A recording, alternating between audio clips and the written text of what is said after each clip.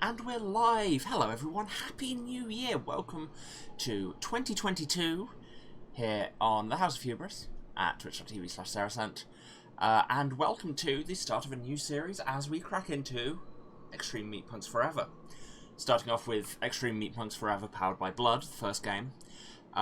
These games look rad as hell, and fun story. I got this because I backed the Kickstarter. This is the first season of the game. I backed the Kickstarter for the second season of the game, and got this as a pledge reward. And then the second season has since been entirely released, and then they started a new Kickstarter for the Tabletop RPG, which has also now finished, and which I also backed. But I've never actually...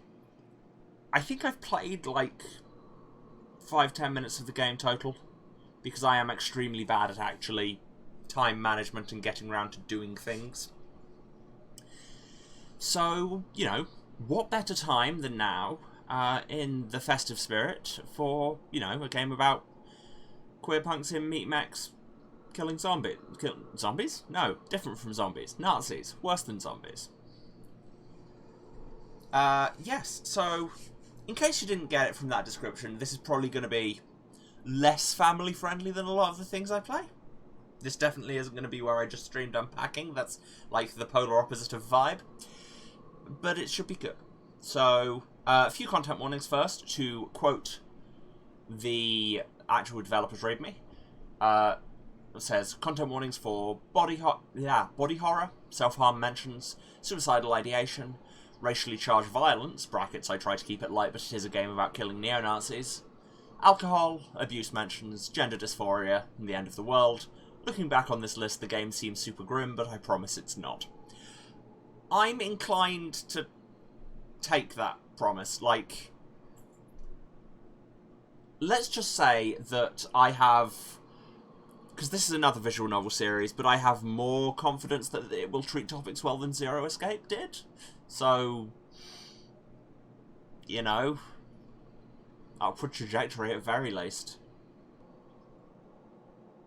So yeah, if any of those content warnings seem like they will be a problem for you, it's totally fine to go and, you know, do something else. You don't have to be here for all my streams, and, you know, when we finish this series and move on to something else, hopefully it'll be more your speed.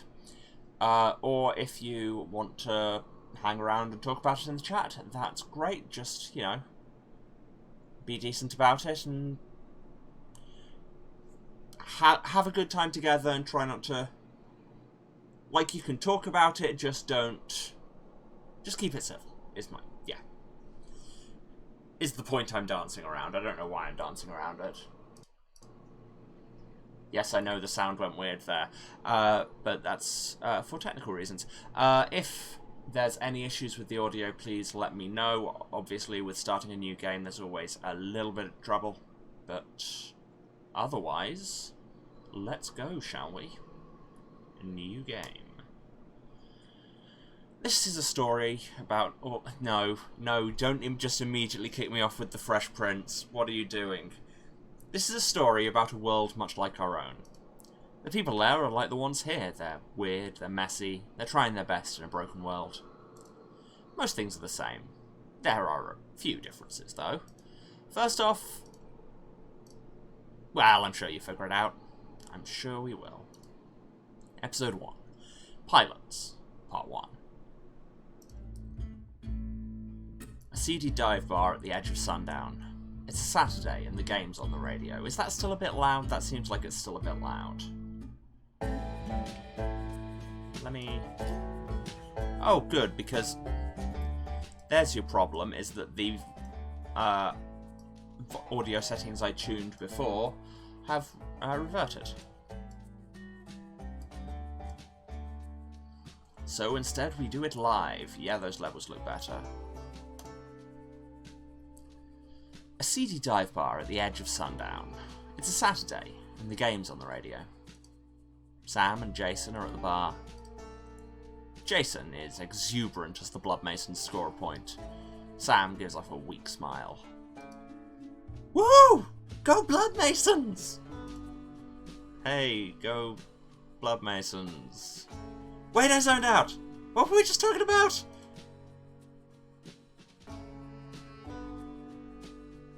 One of these things seems more significant than the other. How you're leaving tomorrow and didn't tell me? Okay. You're right to be mad. I should have told you. But you worry. You're gonna save me every time, dude. I don't. How long have we been friends, Sam? I honestly have no idea. Yeah, it's been a long time. You always worry about me. You're my best friend in the whole world. And not just because you're the only other gay person in this town. But you don't gotta save me. I haven't died yet, right? I guess so. Where are you going anyways? To the big city! Gonna get a crappy apartment and a shitty job and drink, complain about it on the weekends. You do all of that here. Okay, true. But consider. City gays. Those wonderful gays.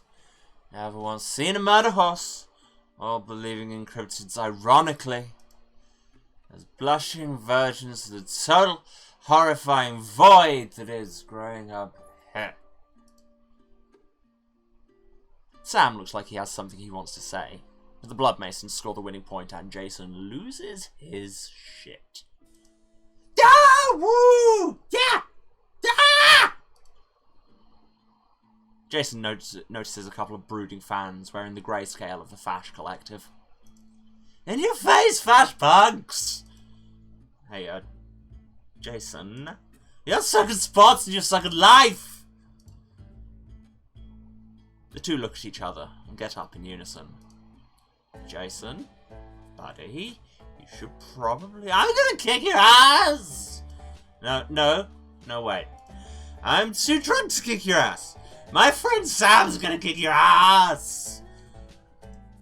Oh, God damn it. Heard you could fight, lol. Look, I don't want any trouble. Man, why'd you come in here if you don't want to fight for your right to live? Lol. Just fuck off and let me have this beer in peace. I've had a long day and... Insert incredibly racist joke. See, this is what I mean when I say such topics will be treated better than they would perhaps in other games, because... Yeah. We could just say, insert incredibly racist joke. You don't need to actually say the incredibly racist joke, and this advice goes out to all kinds of writers out there.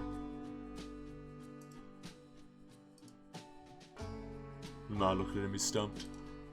Because you couldn't deal with our intellectual rigour, lol. There's no way I'm getting out of this without fighting you, is there? No. Nope.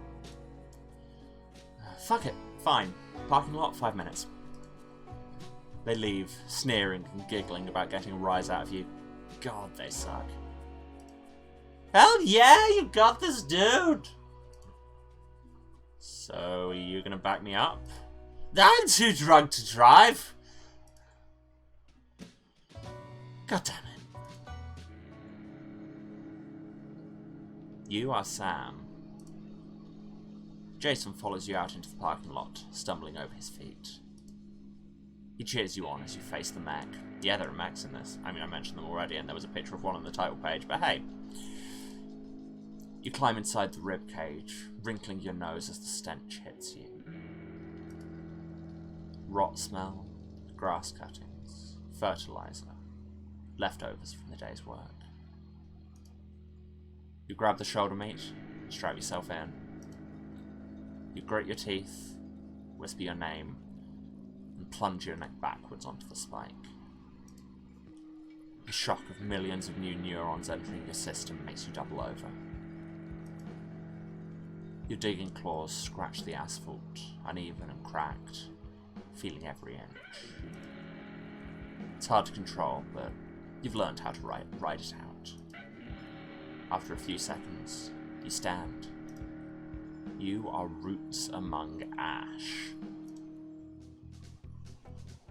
Hey, Jason, you're gonna talk me through this, right? Absolutely, 100%. You've got this, bud. Okay, I've never really been in a mech fight before, is the main thing.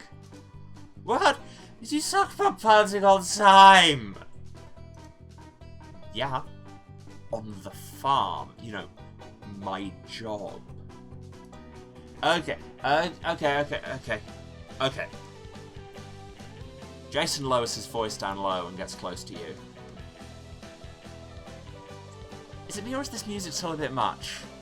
Maybe it's just my headphones. Let me know if the levels need adjusting. Okay, so you gotta use the WASD keys to move around. Or the arrow keys? I guess either one works. Okay. What's that even mean? Think about a keyboard and press those keys to move around. Okay, fine. I do sometimes love tutorials that just really lampshade the fact that it's a tutorial, not gonna lie. Okay, awesome. Look, just tell me how to throw a punch or something?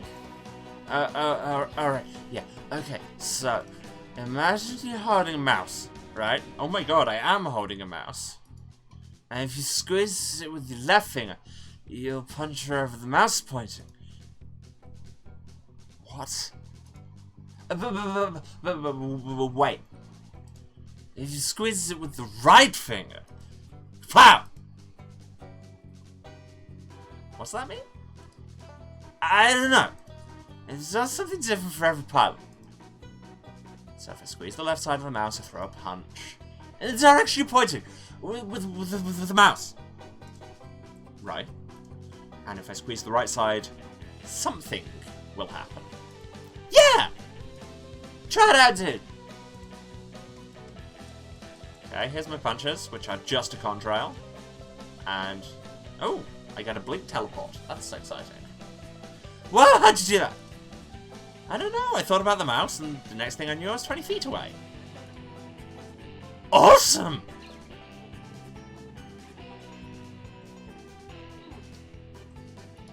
So, blink goes in whatever direction you were moving.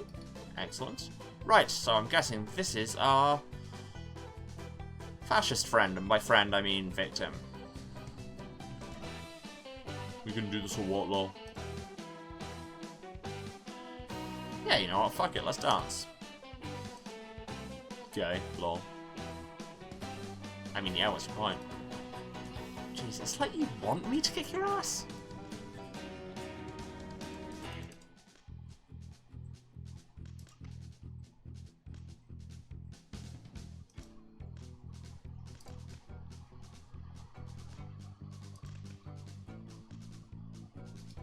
Okay, so those the flashing things above our heads seem to flash more as we take damage, question mark? Don't know if those are meant to be shields or what.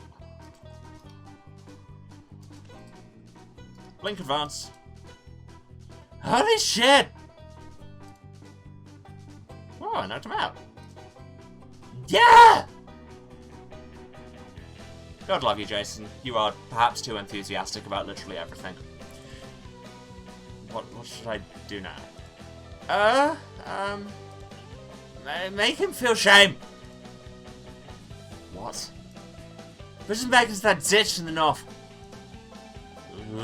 Where am I? Lol.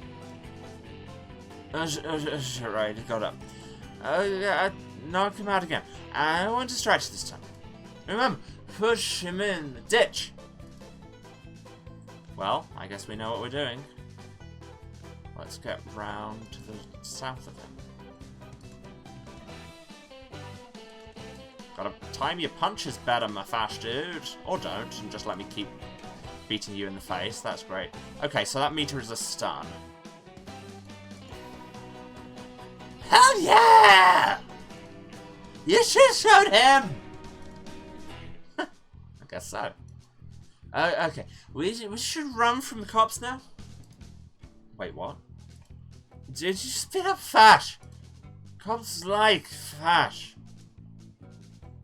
And you didn't think to bring this up earlier? I thought you knew. We got a few seconds, so if you want to ask me any questions about fighting. I am, as they say, an expert. You mean expert? Yes! Okay, I mean, I'm sure we could stand to learn something about fighting. Okay, we know how to basic piloting. Status effects? Tell me about status effects. Jason explains that each mech has a set of meters that show up above everyone's head and form small circles. Each time one mech punches another, both characters' meters fill up slightly, though the person who is punched takes more damage. It makes sense, and that's why you shouldn't just be spamming attacks all the time. If one of the circles becomes fully opaque, the mech takes a status effect, signified by the mech flashing a colour. There are long-term effects to status effects after they wear off. For example, a mech who's been knocked out before has a slower reaction time. These long-term status effects can take days to recover from. Okay, so what you're saying is just don't get hit. Jason adds that status effects can stack up over time. A mech that's been knocked out 10 times has much slower reaction time than a mech that's just been knocked out twice. There are more status effects than knockouts. Experiment with different characters to learn multiple fighting strategies. Okay, most of that is stuff we've worked out ourselves, but okay. And that's what happens when you get knocked out! Okay, how do I win a fight other than pushing people in a ditch? Jason explains that mechs are effectively immortal, and that punching another mech won't do much outside of causing status effects. The only way to end a fight for good is to use your environment. Some areas may have specific environmental hazards, but if they don't, pushing a mech off a cliff works just as well. I mean, you'd be amazed what that kills. As it turns out, giant mounds of flesh and gravity don't mix well. Splash! Let's get going. Yeah, I hear sirens. Let's chat. Sam and Jason take off into the night, twin broken machines pushing against the void for just a little longer. Tomorrow they'll be pulled apart, but tonight they run in sync, years of history egging them on. There's nothing but the plain and the sky for miles.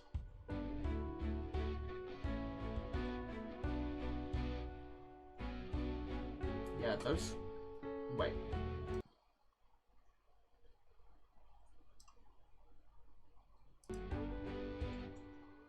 For some reason, the gain on my actual audio source had been turned up. Not sure why that is. Thanks, past me. Again, let me know if there's any issues. Stars shine bright down on them, pushing through cornstalks, scream sirens quietly echoing in the distance. They'll never find us out here. Huh. Yeah. I'm invincible! Shh! I'm invincible! There's a moment of silence. Last minute telling somebody I love you when they're literally planning to leave the next day. That never ends well. I mean, no offense to you if it ended well, but I've never seen it. Why are you really leaving? I don't want to spend the rest of my life here. I don't want to wake up and be 40 and have never left. I love sundown, and I love hanging out with you, but I don't like who I am here. Maybe when I get to the city, it'll still just be me there. But I have to try. Can't keep going like this. Oh. Well, we'll keep in touch, right?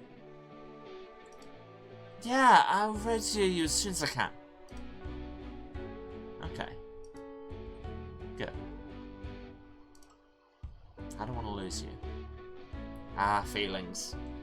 Come for the mech punching, stay for the feelings. The two spend the night in the cornstalks, losing hours to each other's memories. In a few hours they'll be torn apart by wants and needs, futures shredding pasts, both going where the other can't follow. But now, in this moment, time is theirs. I am actually going to turn the music down a little bit again.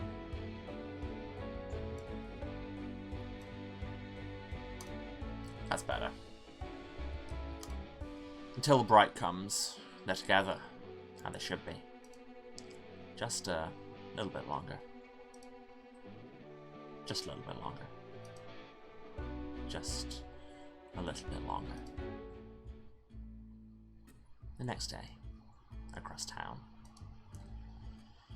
Cass slowly walks up the aisle, stocking the shelves with radios, crystals, cereal boxes, little flying things. They should be going faster, but their exhaustion betrays them.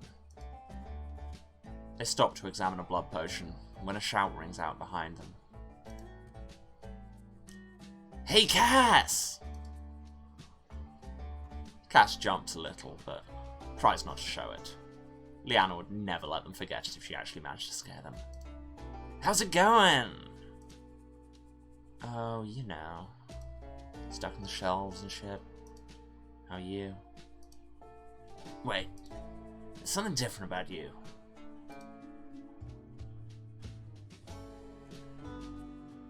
You're not wearing a uniform? Well, yeah, I'm wearing a bra. I feel like both of these have more story to tell behind them.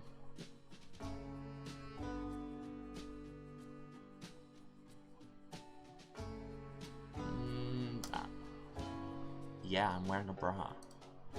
Oh, hardcore! Proud of you, bud. Thanks, Lee. You're wearing it like a champ. Okay, that was a bit patronizing, but no, whatever. Hold on, shouldn't you be working the register? Nah, it's all self-checkout now. They fired like 4 guys over it. Jesus. Yeah, I'm lucky they kept me on. Oh hey, what are you up to tonight? I mean, I feel like we're all corn screaming these days. Probably corn screaming. Again? I swear you spend so much time in those fields. Some farmer's gonna think you're a feral, go out with a bow and arrow, and you're a goner. It's therapeutic, okay? You just go out there and scream. You can scream anywhere, nerd. You should hang out with me tonight. Promise there'll be screaming. That's ominous. I run a Meatpunk group in the church. Wait, what? You mean the, like, hardcore anti-fascist Meatpunks? Yeah, those! How did this even happen? Remember when I wanted to start a fight club and you said no?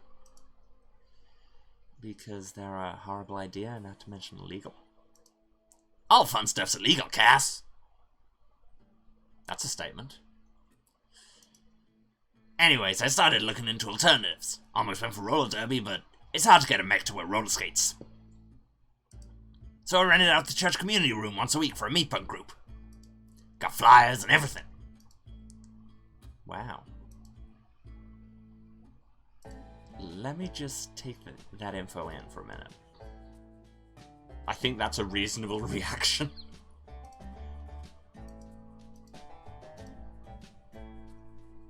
Alright, but if this ends with us running from the cops, I'll kick your ass. You know I'd win. Later, across town. Really loving the ASCII art backgrounds as well. I like ASCII art. There's a little part of me that has never quite left early aughts game facts. The heat is almost overwhelming on these hot summer afternoons, and I genuinely just had a moment where I thought, for the fact that it's ASCII art, they've got this lettering looking really good. That's because it's just lettering, Emma. That's like the easiest thing to do in ASCII art. You just type.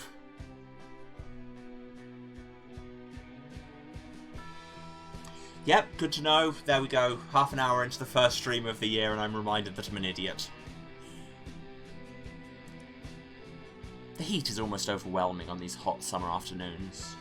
The only saving grace is the dryness, and that's not always assured. A flyer stuck to a power pole that's more staples than wood at this point comes unstuck and slowly drifts to the ground. It stays there for a minute. The silence is near complete. Nobody wants to be outside on a day like this.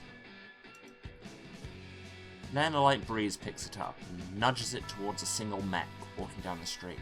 The pilot gets out, trudges over, picks up the flyer. He scans it through bleary eyes, turns the paper over a couple times. There's a few seconds of consideration as he stands still. Nothing moves around him. He checks the sky, empty as ever, and shoves the paper in his pocket. He saunters back to his mech, just a little more spring in his step. There are a million ways this could go, but one thing sticks in his mind. Tonight is going to change everything. And hopefully we will change the fact that my hair continues to attack me. End of episode 1. Oh, that was quick. Yeah, honestly, I have no idea how long this series is going to last, because I don't... I could have checked how long it takes to play these games, but A, with visual novels, because I'm reading it all, it tends to take much longer than people think. And B, I didn't.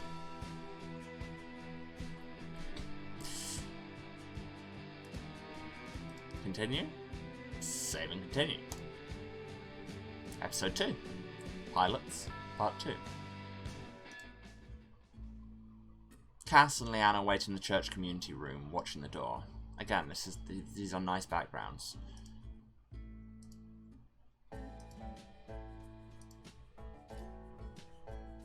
Good awkward. What time is it? Cass checks the clock. 6:30. Thanks. What time zone? What? What time zone? Eastern, Central, Hell Zone, Mountain, Pacific. Okay, I may not be from America, but I'm reasonably sure Hell Zone Standard Time is not in the middle of the country. I have additional questions.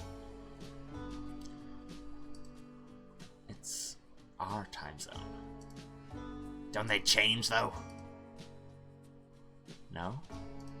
You sure? I'm pretty sure they change. Yes, I'm sure. Okay. And just checking, the time zone we live in is... Hell Zone. Okay. I knew that. Convincing. The silence is broken by a creak as the door to the community room slowly opens. A stranger hesitantly sticks his head in the door. Well, you're a lot. Hey, is this the Meatpunk group? I saw your flyers and, I don't know why you've got a Muppet voice, but apparently that's the voice you're getting. Oh shit, hey, hi! Oh, thank God. I hope I'm not late. The flyer said 6 o'clock Mountain Time for some reason. Oh my God, Leanna.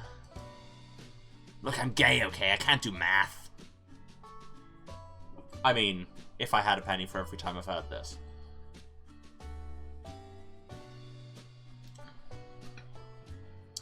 Also, I'm already learning that I may have committed too hard to a certain voice here.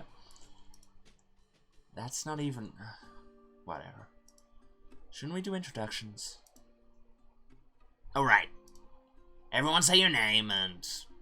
pronouns. Thanks. Everyone say your name and pronouns and... There should be, some kind of question, right?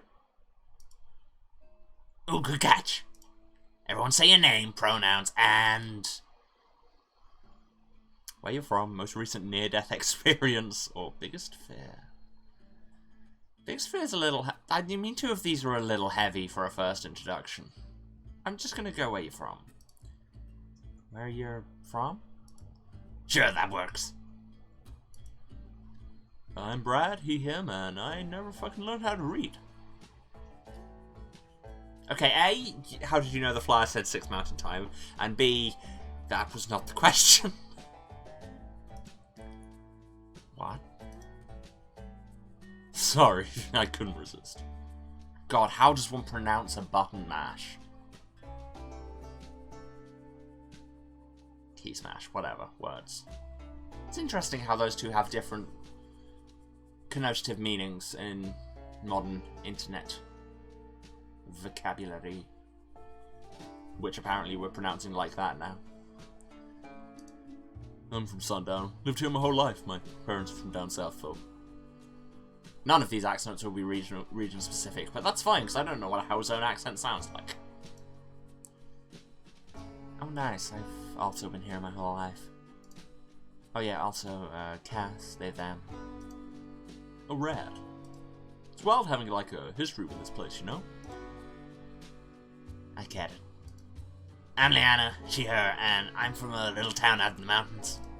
Moved out when I was a kid, really grew up in the city. Sometimes I wonder what could have been. It's at this moment that Sam walks through the door. Hey, is this the Meatpunk group? I saw the flyer and... You! You! Sam! You! Leanna! Leanna! Ooh, not sure what's going on here. Let's find out. Got some nerve showing your face there. I didn't realize you were going to be here. What's happening? I have no idea. Should we do something?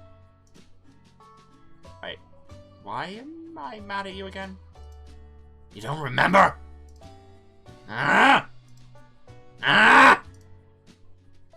Okay, yeah, I have an idea. I'll take Leanna, you take the new guy. Okay, I'll try. Yeah, I'm just gonna render them as kind of a laugh. They'll be context specific. Like I say, key smashes are a very interesting, uniquely text-based lexical form that I've actually seen people doing linguistic research on because they have so much... They have so many rules that people don't even think about. But none of that is relevant for the task of me pronouncing them, where I'm just gonna ad-lib. Hey folks, it's time to break into small groups and discuss... you are so boneheaded! Boneheaded? You've ruined my fucking life! I ruined your life? Come on! If you can hear me, clap once. Brad claps. If you can hear me, clap twice. Brad claps twice. If you can hear me, clap 3 times. Brad claps 3 times. It's going well. What? Okay, thank you, Brad. It's time to move on to discussion. How about we break into small groups and talk about your experience with mech fights? Do we want Cass and Leanna or Brad and Sam? Let's go with Brad and Sam for now, just for the sake of my throat. Hey, Sam, over here. Oh, okay.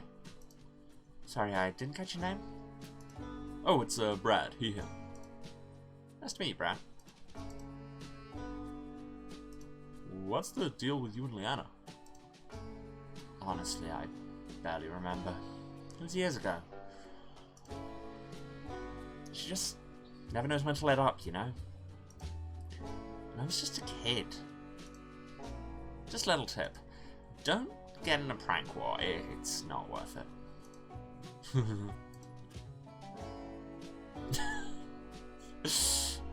How did you make that sound with your mouth? Let's talk about mechs now. Oh, okay. Have you been in a mech fight before? Oh, not directly. But I spend most of my free time modding them, so I know a lot about them. My newest mech is this incredible Yote Model 348 that I just found abandoned out of town a few months back. It was in rough condition, but it had the most incredible neural muscle relay, and I just had to nurse it back to health, you know? So I was able to use some parts around, had to go scrapping for others. But you want to know the real kicker? Sure. By double laying certain nerve groups along the spine ridge, I was able to overclock the mech's muscles and release massive amounts of energy. I call it my knockout attack, because it's guaranteed to knock my opponent out of the ring. Also because it knocks me out. That's... Wow. That's honestly incredible. Oh my god, thank you. Oh fuck, I rambled a little bit, didn't I? Honestly, it's okay. It's cool how into mechs you are. Oh, thank you. Oh my god, tell me about your mech. Sorry, I didn't mean to ramble. I don't know. My mech's nothing special. It's old, probably 50 or 60. Hand me down, you know? Oh, cool. Mechs from those days are so cool. Did you know they used to sometimes use human flesh in auto models? They kidnap people and nope, I'm rambling again. Have you ever been in a mech fight before? I'm sorry, cycle back. What was that about kidnapping people? Oh my god, you actually want to hear about this? Yeah. Oh my god, oh my god, oh my god. Okay, so this was back before the sun bastard disappeared. And people have figured out basic gene tech and splicing, but we're still working out how to make mix, you know? Also, the sun disappeared? Just feels like a big world information piece just dropped in there casually. Although I suppose when they said sky empty as usual, that's clearly what they meant. So something that the old corpse would do, just kidnap people and strip their bodies for parts. They stopped pretty quick after the secret to making organs got out. Probably. What the fuck? I just love that expression of just... But, yeah, if your mech's 60, there's a chance it has human bits in it. The common place to check is the eyes, since it's easier to check whether an eye's human than like a neural entanglement discharger. I could check your mech once we're done, see if there's dupe parts in it. That's the most fucked up thing I've ever heard. Let's do it. Yeah? It's getting kind of late. Should we wrap up? Oh, probably. Hey, Cass? Sam points at his wrist, and Cass nods. Alright, so, that was a pretty good session. We only have this room for another 10 minutes, so we should probably... Wait! We should figure out a leader! Do we really need a leader? I mean... Yeah, a leader sounds like a good idea. Oh god, you're turning into Yogi Bear. Why does somebody always end up turning into Yogi Bear? We need someone to figure out where to meet and stuff. Okay, fair enough. Should we... I nominate Cass. I also nominate Cass. Oh. Okay. Sam, thoughts? Look, I don't trust anybody. You seem cool, though. Alright. Let's meet again next week. Figure out plans then. It's been a long night. Let's all head home. Sounds good! The four put up folding chairs and leave the church. Outside, the summer air tastes bitter on the tongue as the temperature drops. There's no telling how long it'll be until the bright comes back. Oh yeah, because in like the very first scene, not the first scene, but they were talking about Sam and Jacob being in the cornstalks until the bright comes up. So yeah, we don't have the sun, we just have ambient space light. It'd be a perfect night for wistful walks in the dark, staring up at the stars. Except one problem. The large crowd of angry fash standing right outside the church. Ah, fuck. A fash steps out from the throng. Literally the only difference between him and everyone else is that he has a hat. You the Meatpunks! Do we attempt to start trouble or deny the obvious? Yes! Damn it, Lee. Look, they were gonna figure it out anyway. My thoughts exactly. Hold on, does this guy look familiar to anybody? You will pay for your crimes. Nah, you slur. So getting what's coming to you. Tonight, justice will prevail. The night of retribution is upon us. Ooh, ooh. Whose mech do we want? An excellent question. I mean, I feel like for a certain amount of brand, we've got to go non-male. We get little enough good disability rep. Let's be Leanna for now. Leanna rolls to her Mac. You, hot guy! You talk like an asshole! I'm gonna kick your ass! Everyone stay back! This is gonna get messy! You are Leanna. Right now, you feel how you always used to feel before a fight. A little scared, but mostly excited. And angry. You're not good with emotions. You climb into the ribcage, grab the shoulder meat, and strap yourself in. It's a new body, but the techniques are the same. Hit hard, hit fast. You shove your neck onto the nerve spike. Hurts like a motherfucker. You ride it out, feel the new neurons attached to you, feel how they move. New body, new chance to make things right. Time to kick some ass. You are Crash Queen. I don't know where we all culturally decided how mech names should work and how they should all be dope as hell, non sequiturs. But I'm glad of it because mech names in basically all media always good. I say I don't know where we worked it out. Presumably Japan.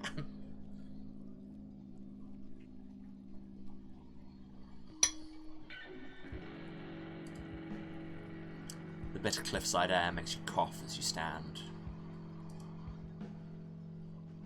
What are Leanna's abilities? Leanna's primary attack, Crush, has a chance to prevent opponents from attacking. Neat. A secondary skill, Juke, doubles her current speed. That sounds like I will run into a wall and die. Her passive ability, Unrelenting, makes her regular move speed faster. Handy. Here we fucking go.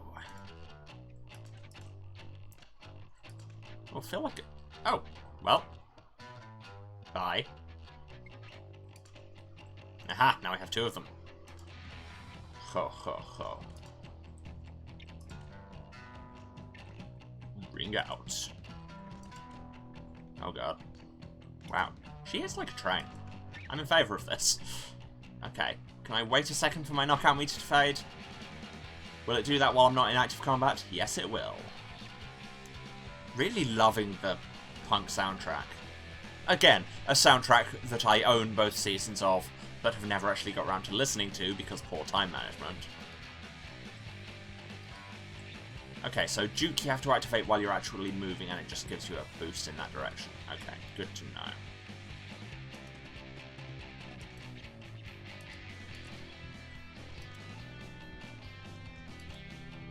Oh, I see. These punches are red because they give people the potentially not attacking debuff. And blue is knockout. Okay, you're down. You're down. The physics felt like it went a bit weird there. I think we both hit each other at the same time, and the force and the knockback just catapulted them off the edge. So, eat it, I guess? Oh, there's Hatfash.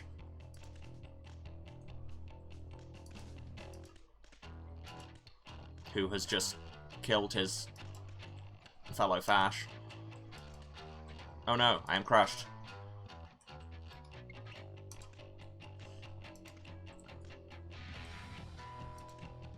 Punch you through a building! Exploit the mechanics! Yeah. And we've done some scenery damage in the ASCII art. That's very nice. Oh, we still have stars, even if we don't have a sun. Hatfash claws his way back up the cliffside, blood dripping from his mouth. Oh, you bitch! It's pronounced butch, asshole! Just wait until my father hears about this. He then runs into the darkness. What was that last part? Wait, I recognize him now. That's Jimmy. His dad comes into the shop now and then. His dad? Yeah, you know, the sheriff. Ah. His dad, the sheriff. Yep. You're right, Cass. We just beat up the sheriff's kid. Yep. In the distance, scream sirens. We should run. Yep. The four flee the scene, masses of flesh and blood and bones hurtling across the flat desert ground, away from the sound of sirens and the smell of smoke. They can't go home. Not now. Not ever. No time to think about that right now. And these like speed lines. Instead of animating this background, we will just do ASCII out speed lines, and honestly, it works. After a few hours, once the scream sirens have faded away, stop. Okay, that should be far enough. Not to be sure, but I'm pretty sure we've been headed north. That means the closest town is Hopeville. I don't know how far, but if we follow the cliff... Wait, no, stop. I started this whole thing. I'm the reason they came to the church. You all shouldn't have to throw away your lives for me. If I go back, turn myself in, maybe they'll let the rest of you go back to a normal life. I'm the one they want anyways. Sam... Forget me. That's not how this works. You go back there, they tear you apart. But you might... Nope, gonna cut you off there. They won't be satisfied with just you. Doesn't matter who threw the first punch or who's right or wrong. All that matters is they were looking for an excuse. Doesn't matter if it was real. We were all there, that makes all of us criminals. I hate to say it, but Cass is right. Plus, I made sure that guy isn't gonna forget me for a long time. We're in this together now. Voice went really weird during that. We're in this together now. Understand? Fine. What's the plan? Okay, here's what I've got. We should be safe to rest here for tonight if we keep a low profile. I'll take first watch. Lee, you want to take second? Sure. Okay. In the morning, we'll start following the cliffside north. Rotating point daily, make sure we all stay on top of our game. As far as I know, Hopeville's the nearest town with a Meatpunk group. We'll meet up with them, regroup, figure out what to do from there. It's about a week's journey, so make sure to get some rest. Tomorrow, the real fight begins. Ooh, drama. That night, a dream. You're Liana. You dream of fighting, winning. You're back in the ring, it's 12 years ago. You knock your opponent out easily, she barely gets a chance to hit you. Easy. Too easy. You walk out of the ring and out into the street. Pain starts in your shoulder blades, spreads quickly.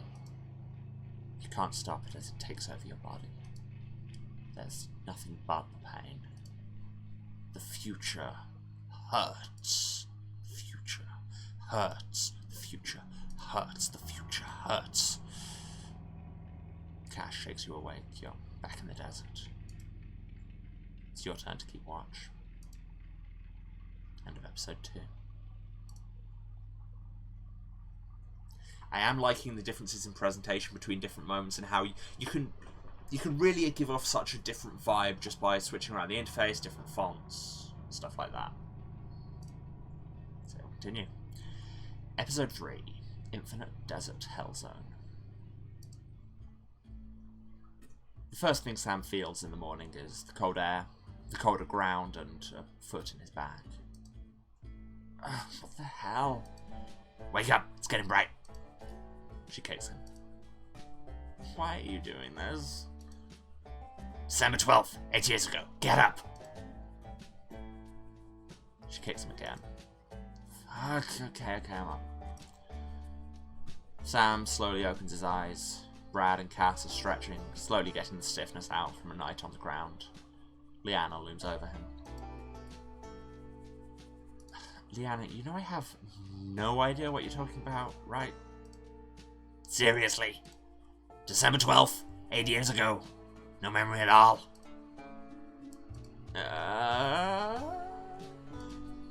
say you wrecked my porch. Oh, right. Sorry about that. It's fine. It's clearly not fine. Wait, last night's coming back to me now. Leanna, did you? Yep. Well, you seem awfully fucking chipper about it. Yeah, you're welcome, by the way. Look, killing people is no big deal. Yeah, a bunch of those fascists are dead. But, yeah, no great loss, I guess. What? All I'm saying is, sometimes you're surrounded by fash and have to knock a couple off a cliff. Seems legit. Or you get into some bad debt and have to do things you're not proud of. Seems perhaps less legit. Or your dad hits your mum around a little too much, so you have to shove him in a wood chipper. Additional questions. Leanna, what the actual, literal fuck? All I'm saying is you shouldn't feel ashamed of the things you did to stay alive. Just keep moving and keep fighting. All we can do sometimes. Besides, it's not just us or them. They'll be coming for all of us soon enough. Fair enough. Again, you're welcome for last night. We should get going soon. Bride's coming. Who's taking point? Just so you know, Brad, taking point means going first and fighting. Oh, I know what it means. Just looking out for you, kid. Don't call me kid. There's a pause. Well, we were just Leanna. Let's be cast now. I'll take point today. Let's go. You are Cass. You take a second to breathe and then stand and face your mech. You climb inside the ribcage. It's not pretty in here. Been meaning to clean it out for the past 5 years. Mood. No point right now, you guess. You grab the shoulder meat and strap yourself in. Worries flit through your mind as you prepare yourself. How much time before you're captured? How are you going to find food and water? What awaits you in Hopeville? You shake your head to rid yourself of them. Never works. Always worth a shot. You sigh, whisper your name, and thrust your neck backward onto the nerve spike. Contact. When you're the mech, it feels like your body isn't there anymore. There's nothing here but the mass of flesh and blood and gristle. You feel monstrous. You feel horrifying. You feel like the world might end any second. And it feels wonderful. Ah, this is an aesthetic. I feel like, obviously, there's a reason that the kind of trans people and mech stories overlap so much. This is giving me real vibes of Psychonymph Exile, which is simultaneously a brilliant book and bloody hard.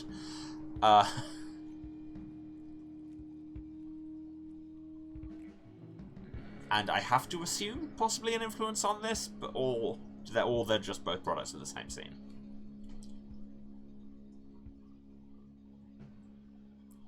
But yeah, I mean, speaking as somebody who has a jacket with, among literally hundreds of other things, has a Monster Pride patch on it. Sometimes when the world tells you you're a monster,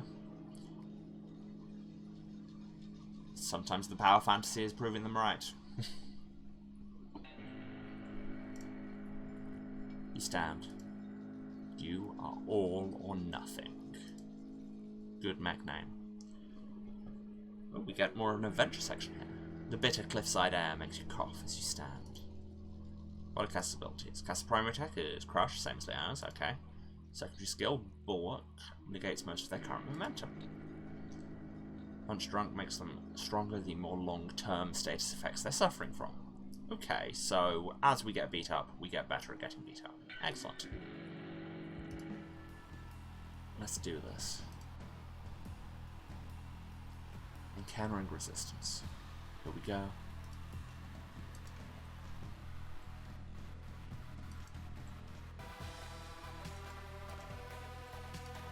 got shorter range than Liana.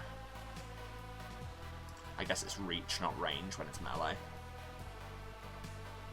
But it's fine.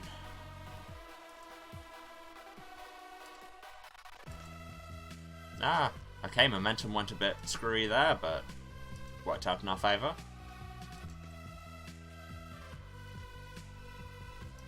Stop with your teleporting, it's irritating. Ha! Got you even coming out of your teleport. Now how does it feel to be subject to regular classical physics? Oh no, I am knocked out. This is not good. Luckily, I'm up in a corner.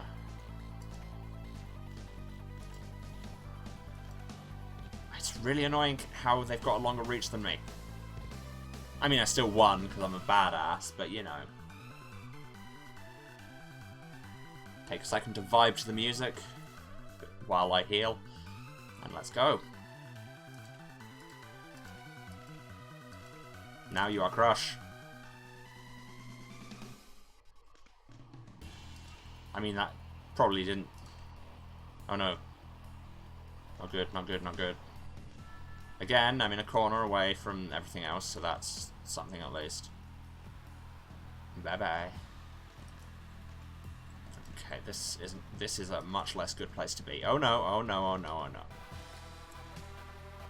This is bad.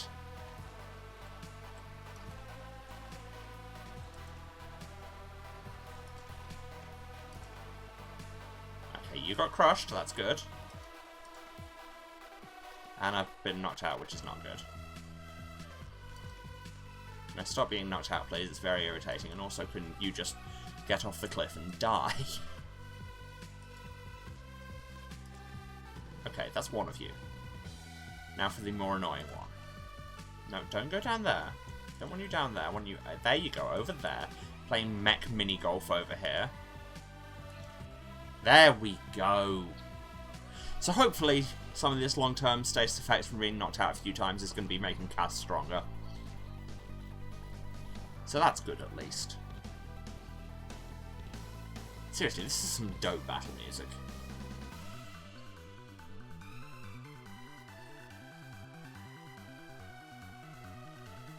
Okay, got a bigger playfield this time. And...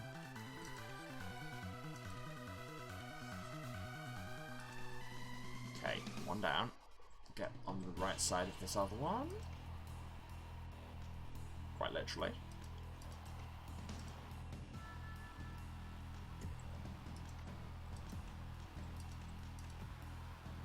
Oh no, I'm Crush.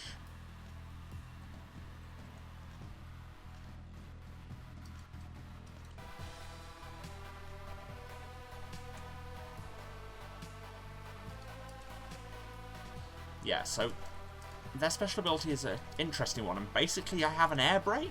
There we go.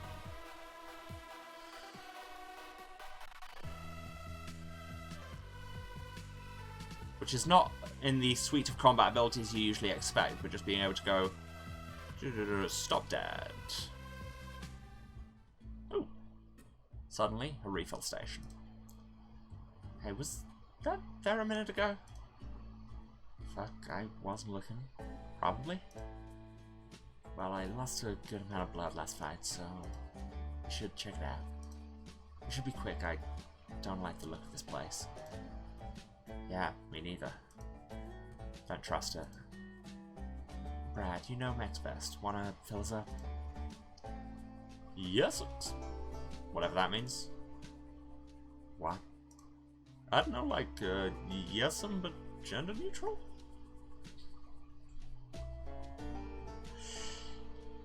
Oh, Brad, you're trying so hard, and I kinda love you for it. I didn't think that hard about it, TBH. Okay. I'll go in and get us food and water. We may have to spend the next week living off Blood Station Sushi. That's a band name. That is a band name. Blood Station Sushi. Yes, thank you. That's my hyperpop Japanese breakfast cover band. So, do we want to do the mechs with Liana and Brad, or go into the shop with Sam and Cass? I feel like something awful's gonna happen inside, so let's do that. Sam, you're with me. Oh, okay. Two walk inside, both wary of the building, like it's an open jaw ready to snap shut at any moment. Health crime warflick drink. Trust no one bear. Comedy dude Chip. We all love comedy dude Chip. He's just got a Netflix special in which he doesn't say anything offensive at all. The inside of the blood station is dim. Outlines of snacks, incomprehensible posters, and beer bottles are all the eye can see at first glance. I don't know, trust no one beer sounds like a solid maxim. A young woman at the counter looks up slowly, and then back down. Also, she appears to be a hole in comprehensible space-time. So, why did you need me? Something about this place doesn't feel right. Not sure what, but we should stick together. And I know you've got this cool loner thing going, but if we're gonna make it, we should be a team. I know we just met, but we gotta be able to trust each other. And maybe that don't mean right away, but think about it, yeah? I'll think about it. I'm so interested in these posters. What even are those posters? Comedy dude Chip. Trust no one bear. I've never heard of those. Me neither, and I worked at a grocery store for 20 years. How old are you, Cass? You do not look... they don't look like they could have been working anywhere for 20 years, but then I am... But A, it's art, and B, I am notoriously bad at gauging people's ages in any sphere, so... Maybe they're... movies? Comedy dude Chip could be an actor name. Maybe?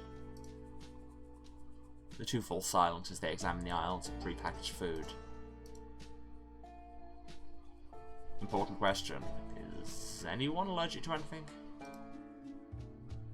Leanna's allergic to potatoes, but because she's, quote, not a coward, she eats them anyways. I asked Brad, and he just shrugged. It's good that they asked, though. Why are you? No, but I'm a vegetarian. Huh. How long? 5 years? Maybe more? You don't remember? I don't remember a lot of things. Mood. Fair enough. Another pause.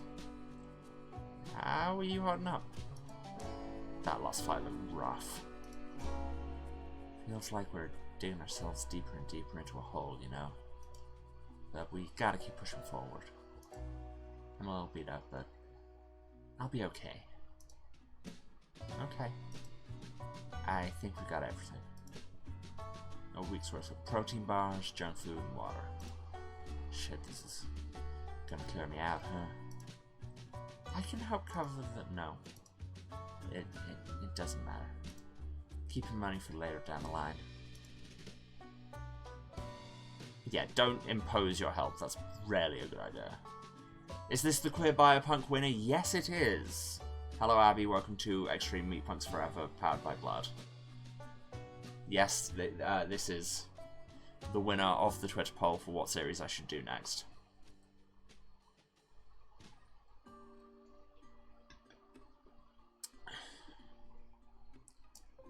Oh, okay. They go up to the register together. Hi, my name is... How can I help you today? Wait. What's your name? Oh, sorry about that. It's unknowable by... Okay, look, this is my first day. We're supposed to do this creepy unknowable shtick. My boss this morning just kind of sat me down, taught me how to use the register, told me not to steal anything, and that I should be creepy. And then he just left. I want to do a good job, but it's hard improvising an existentially horrifying conversation for everyone who comes in here. This is all very relatable. My, real name is Emily, by the way. I was just trying out the thing. Wow, your boss sounds like a dick. I mean, I guess he's busy. Besides, this is my first job. I'm glad I get to work here. And how much is he paying you? Well, time's weird here, so it's hard to figure out exactly. But it's $6 an hour for however long an hour is. That's not great. Yeah, I don't know the law precisely, but that literally might be illegal. So, watch out for that. Anyways, we still need to finish this transaction. Alright, I'll ring you up. Cash, credit, or blood? Cash. Okay, that should do it. Have a day. It's at this point that Brad and Leanna barge in. Never worried about the labour laws of Omega Mart before. Well, that's the kind of game we're playing. We found a youth pastor. Can we keep him? What? We found a youth pastor. Can we keep him? No. I heard you the first time. What? Hitchhiker wants our protection heading north. Something about sand plots. Excuse me? Yeah, I didn't know either. Will he be able to pay us? Well, he's a sun cultist, so probably not. They're not big on money. Lee, what's your read on him? Seems harmless enough. If he tries something, we can always kill him. Leanna, acquire some chill. Emily looks up from the register. Okay, I gotta ask. Are y'all on the run from the cops, or...? Only a little bit. My only a little bit on the run from the cops shirt is asking a lot of questions that should be answered by my shirt. You're not gonna kill a random guy? Why not? Why not? This hole doesn't dig deeper. Yeah, it does. Always does. It's only if we have to. What harm could a sun cultist be? I played 3 weeks of... Wait, no, 5 weeks of Sunless Sky. I understand sun cultists.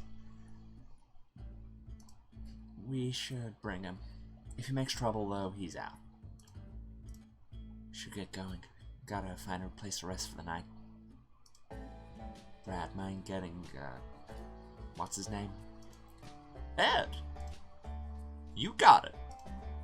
Okay, we should probably get... Hey, Ed! Yes, my child! You're with us! That is great news!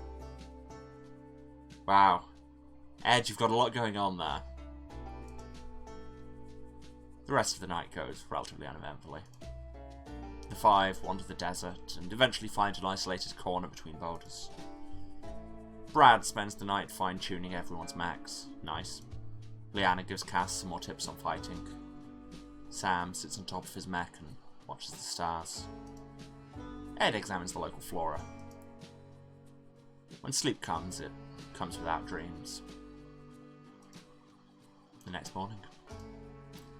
Okay, time to get going. Who's taking point today? I mean, we've not played as Brad yet. I can do it. Hey, stay safe out there. Thanks. Let's go. You are Brad. The youth pastor's blessing echoes in your head as you enter the mech. You feel weird about your time in the Sun Cult. Ooh, backstory. But faith is something that doesn't quite leave you, even if you leave it. You grab the shoulder meat and strap yourself in. May you live in the dusk. May you walk in the night. You flip a couple switches, position your neck above the nerve spike and whisper your name. Contact. Smooth as butter. May you fear the dawn. May you die before daybreak. You flex your new arms, a second body that feels more real than your first one. This is who you are. May you never cast a shadow. May you learn strength in darkness. I was going to be like, if he's a sun cult, then why are they all about walk in the dark and everything? But to be honest, just from the phrasing of may you die before daybreak, I mean, there are lots of churches where the object of worship, it's like, this is a great and powerful and important thing, and also if it ever actually came and visited us, it would be terrible news for all of existence. I mean, you get enough of that in a lot of mainstream religions. This is all you've ever wanted to be. You take a fighting stance and charge forward. You are Ultra Brad. Oh my god, Brad. You know that talk we had about how mech names are cool non sequiturs? Ultra Brad is not that. The bitter cliffside air makes you cough as you stand. What are Brad's abilities? Bash, chance to knock out enemies, okay. And secondary skill, Overclock, knocks Brad out, but launches his opponent. Okay. Passive ability is Unbreakable, which lets him recover from long-term damage more quickly, and makes his punches stronger. That sounds pretty great. Let's go! So. Wow, yeah. Okay, Overclock is a thing. Whoa! You are large. And pointing. What the fuck? Okay. Not ideal. And it hits like an absolute truck. But if we can knock it out... Come on. We are badasses. We walk among tiny ant people in our meat mech and with our skills. Oh, hello. I accidentally transitioned through areas while I was talking about how skilled I am. You know how it is. No, no. Come on. Okay, you're knocked out, so that's good. As are you. You're also braced against a rock, which is not ideal. Come on, come on. Oh no, I am knocked out. That's not ideal. Come on, come on, come on, come on, come on, come on, come on. And then I got crushed. You died. Shit. Okay, let's try that again. Okay, we have to do the whole thing again.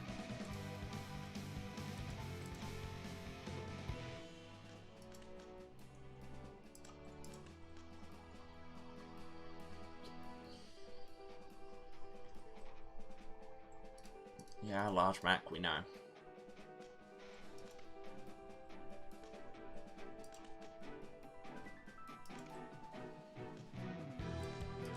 Final Fantasy games have taught me one thing, is that if you're faced with an enemy much larger and more dramatic looking than you are, you just stack status effects on it until it goes away.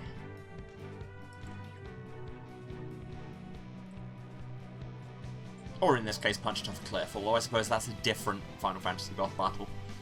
Chocobo Eater up in here. And I need to stop getting stuck in the geometry. And you need to stop teleporting. Fascists should not be allowed to teleport. This is the new rule I'm instituting. Can I push them off that end? No. Boo. Oh no.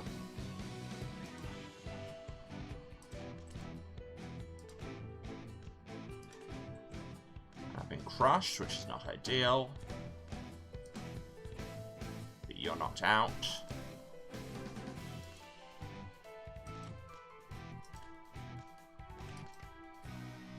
You're knocked out. Stop throwing your knocked out colleagues at me. Okay, let's try. Okay, an overclock worked. I do like having your dangerous forbidden move as Ultra Brad.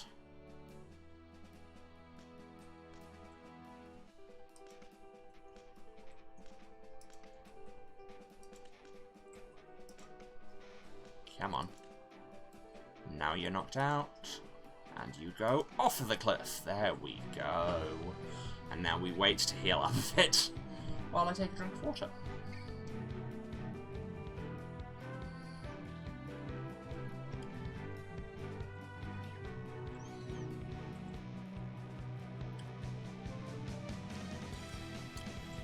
2 and a big one. Great. Love that for me. Hit them 2 for 1 on that overclock. I mean, it didn't knock any of them out of the ring, which is problematic for me.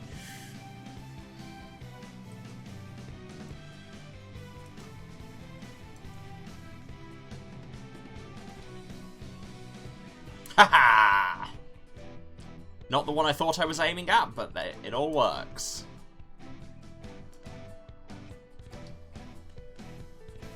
Okay, I may be spamming overclock too much.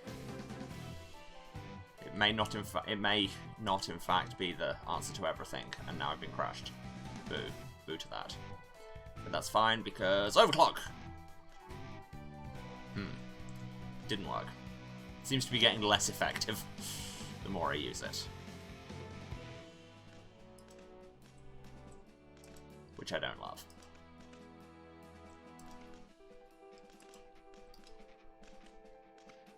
Ah, almost. Come on, Brad. How ultra is your Brad if you can't even do this? There we go. That's how you meant to do it. Yeah, I am probably just stacking long-term status effects on myself here.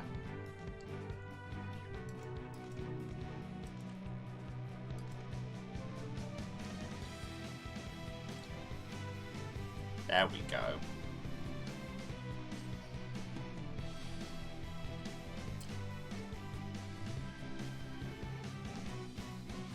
Oh yeah, wow, my reaction time is very clearly down. Because start pressing button now, that's a lot of lag before inputs actually take effect. But it's fine. We finished the day. After a long day of fighting, the sundown Meatpunks slowly settle down. The hot summer air is quiet, with no wind. The last of the bright beats down heat, seemingly relentless even as the sky grows red. Sam and Cass are out scouting for meat scraps. Ed wanders off to observe the motions of the stars. Brad and Leanna are the only ones left at camp. Hey Brad, what are you doing? Not much. Working on mech stuff? Look, You should try adding some brass claws in there sometime. Leanna? See, this is why we make a good team, kid. I can show you the ways of the world. Leanna, stop. What? Straightforward is good. Look, I don't appreciate it when you call me kid. I know I look young because I'm trans, but I'm a goddamn adult, okay? Okay, didn't know that. Also, yeah, this is, I believe, a majority, if not entirely, trans-created game, so that's awesome. And if you, the viewer, have never gone out there looking at all the cool indie games being produced by trans people, you should, because there's a lot of winners. But it seems no matter how much I explain this to you, it just doesn't get through. So how can I explain to you that I'm not a fucking child? It's been a long fucking time getting to this point. And I sure as shit didn't do it to get patronized constantly. By a person I barely even know. Well? Don't overreact. If you give me an overreact button, why would I press it? Brad, you're a good kid, don't get me wrong, but... You just did it again. What? You just called me a kid again 30 seconds after I asked you to stop. This is the shit I'm talking about. Are you just not listening, or are you actually just this fucking mean? Oh, fuck you. Fuck me? Fuck you. What the fuck is wrong with you? Oh, I'll tell you what's wrong with me. Why do I have to make a choice between angry and hurt? Angry because hurt. Also a very valid choice. I'm gonna go with hurt. This is the third fucking time in my life I've had to give everything up. And it never gets any easier. Not to mention, I'm the one who put this group together, and you all treat me like a fucking joke. I know I don't always get things right away, and I'm smart at what I do. And you're right. How dare I, out of the kindness of my own heart, try and take you under my wing? I've seen how you fight. You need my help. So forgive me if I'm distracted and forget one little thing. It's not one little thing, it's my fucking life. I worked hard to get to this point, and I'm not just gonna let you act like you're the only one hurting here. Oof, this is... Yeah. This is a lot.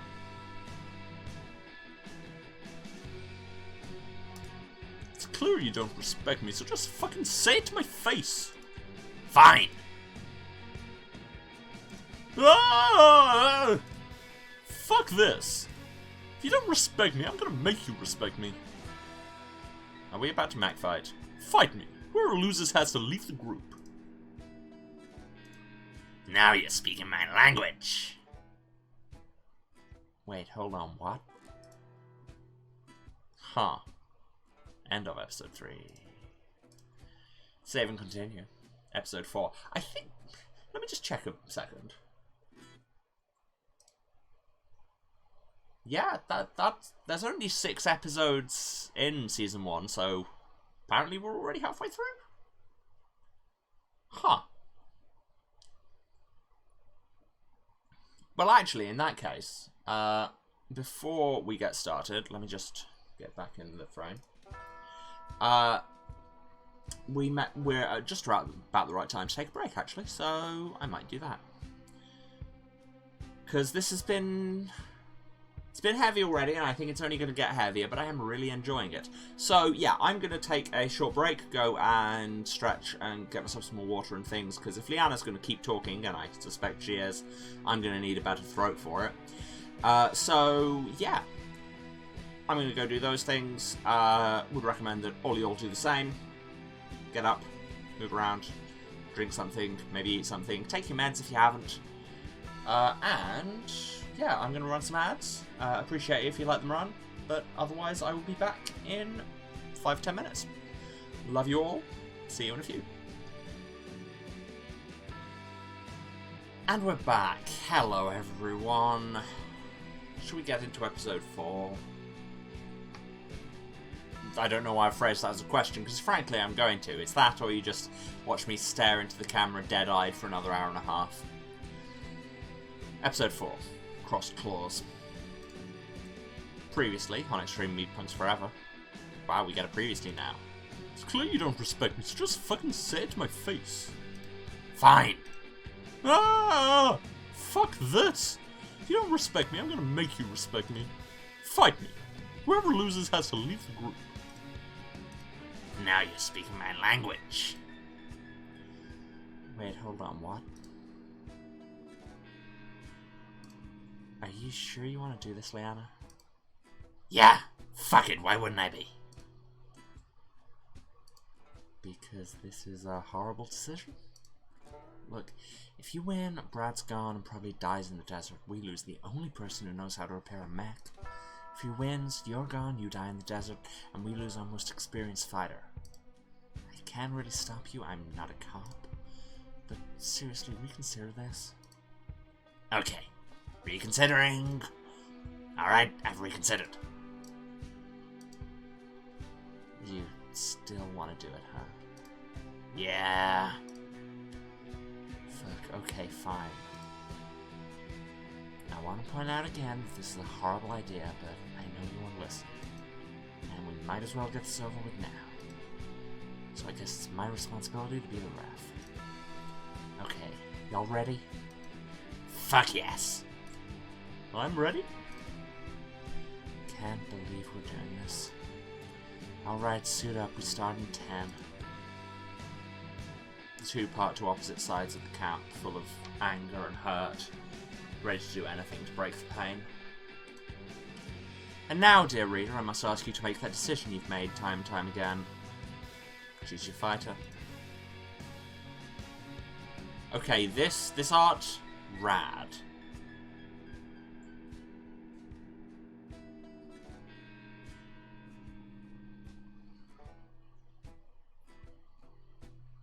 And I'm honestly a bit torn. Like, Liana's cool, but I do very much get Brad's problem.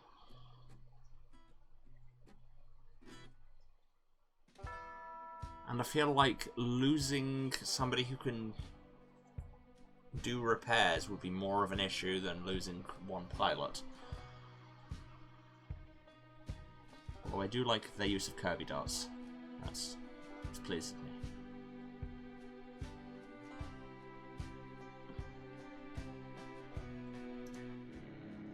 You are Brad. You waste no time in jumping in your mech and strapping yourself in.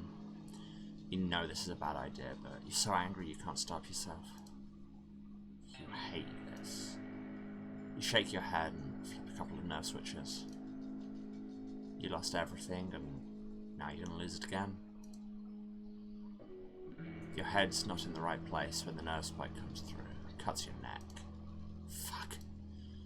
You shouldn't be fighting. You shouldn't do this. You have to. This is the only way she'll respect you. The only way any of them will respect you. Brad, my dude, this seems like... I don't love it.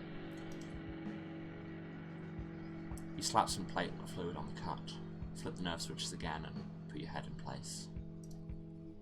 You whisper your name as the spike hits you. Contact. Mechs amplify emotions, echoing nerve impulses that loop back in on themselves. This seems like a bad idea. Your anger and frustration and fear reverb through your new form in a way you can barely contain. You are fury. You are strength. You are Ultra Brad. Oh.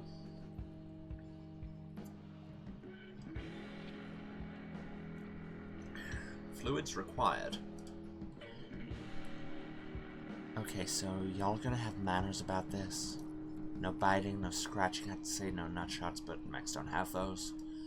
Objection about that last... There's no way that sentence ends in a way I want to hear. Fights to the best of 4, knock your opponent out of the ring to get a point. If these are Bloodsport rules, shouldn't it be best of 5? Maybe, but we're running low on time and this whole thing is a terrible idea, so we're just doing 4. That leaves us the option of making it a tie. Got it? Yes, it's... You got it, Cass. Time to kick this nerd's ass. Not if I kick yours first. Go, Brad! This is a horrible idea, but here we go. Fight. Oh, I've still got all that. Oh, wow. But I've got a decent amount of knockback. I still seem to have a bunch of input lag. Is that because I got knocked out a bunch last time, or is it just an actual technical issue? Okay, Scar is Brad Wanley and a 0. Nice, go Brad! This might be easier than I thought. Oh, I'll make trouble for you yet.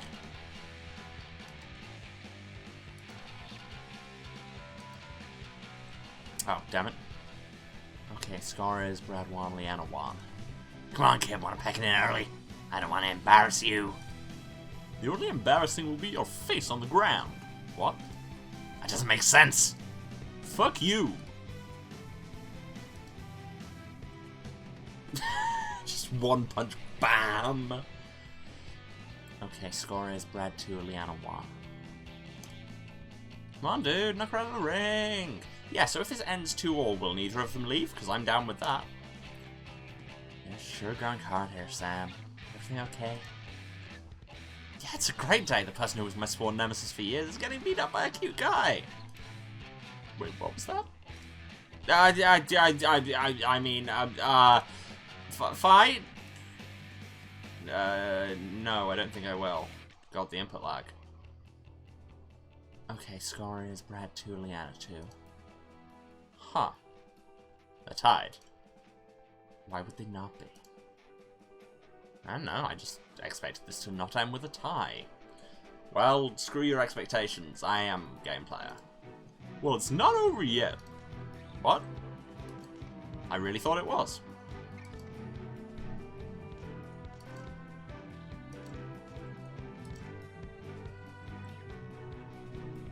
Why did I dodge when she was knocked out? Okay, score is Brad 3, Liana 2. 1 more point and Brad wins. You said best of 4! What, you meant first 2-4? I'm so tired. Can we please go to bed and deal with this in the morning? Sam yawns. Go, Brad. Yay.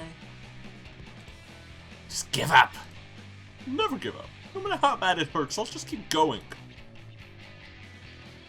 Let's tie it up again, shall we?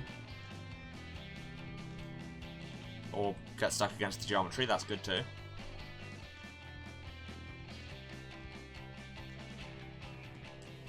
Okay, score is Brad 3, Leanna 3. Can you please just call it a tie? No. One more round to decide it all. You leave or I leave. No turning back. Fuck, okay, well, here goes nothing. Fight.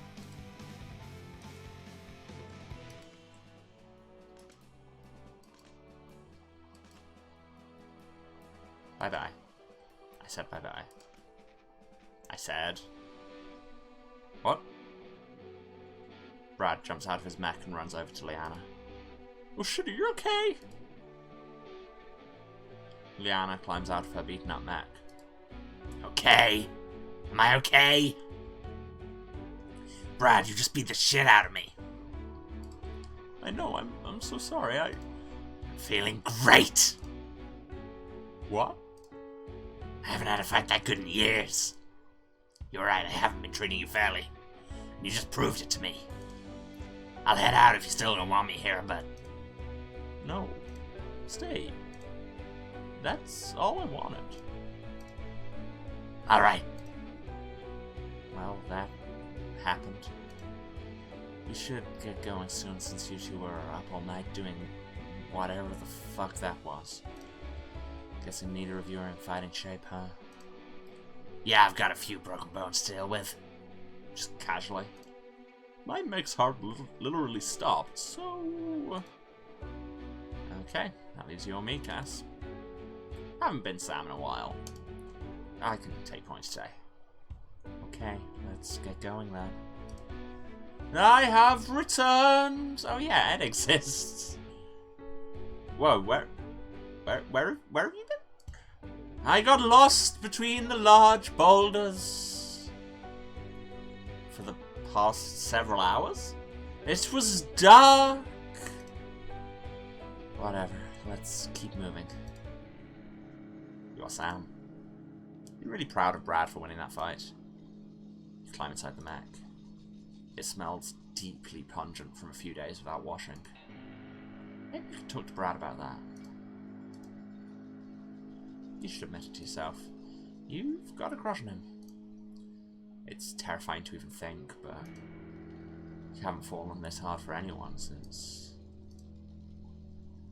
You grab the shoulder meat and strap yourself in.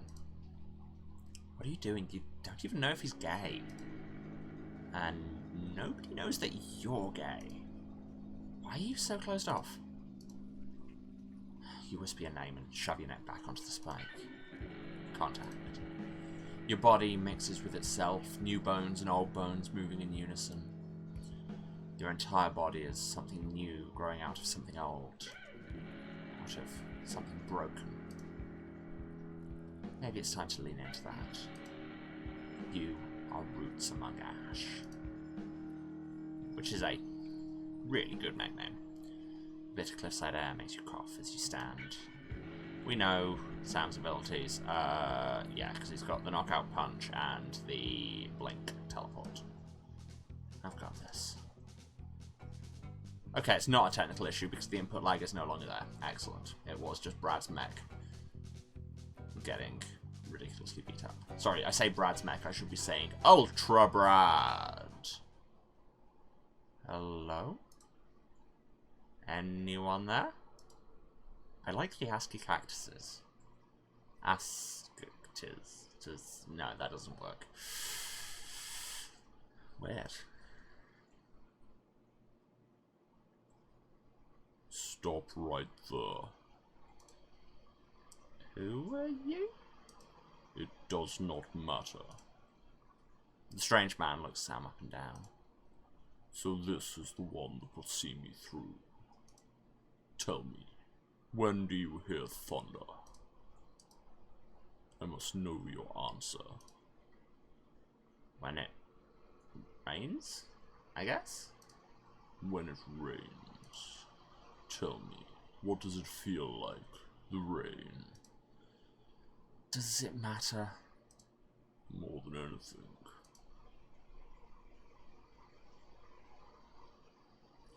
Oh, just the fact that these are your two options says a lot about Sam. And we're not allowed to take the Annie Lennox option, honestly. Feels like healing. Rainstorm means everything bad gets washed away with the dirt. Means water for the plants, and Lord knows we don't get enough of that out there. The day after a big rainfall feels like a fresh start. So you still have some hope in the world. This is disappointing. When the time comes, I hope you will understand. Me too, because currently I understand nothing. I am sorry. Bye. Well, that happened.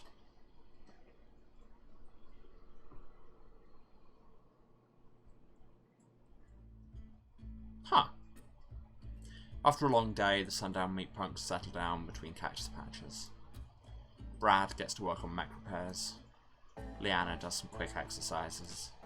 Cass keeps watch. Sam paces back and forth. Ed eats some sand. Anything happen while you were out front? Yeah, there was this weird guy. No. What did he do? Nothing? He just talked about thunder? After a couple minutes, he just walked away. Huh. His mech had these huge things. They looked like horns, but I think they might have been teeth.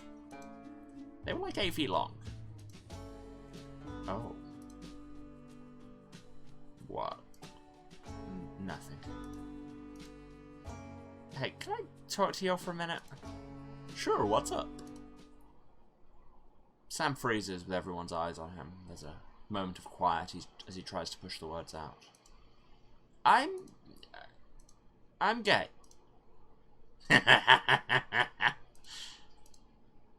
Oh no, you're serious. I'm gay too.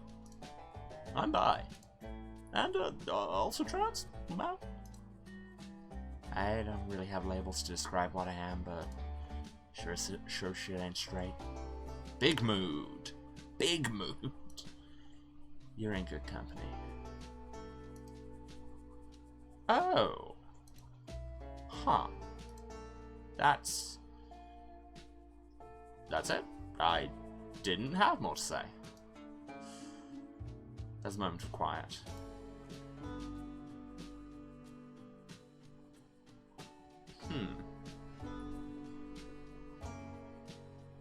I kind of want to see a Brad and Leanna moment. All the Pride Hearts in chat. We love to see it. Yeah, there you go. That's my sexuality, is every Pride Heart on Twitch, and several that aren't. Yeah, I want a Brad and Leanna moment after the fight. Hey, Leanna, wanna help me with these repairs? Sure thing, dude. How can I help? Hold this crystal? Sure. What's the crystal for? Oh, okay, how heavy do you want me to go right now? Hit me with that nerd shit.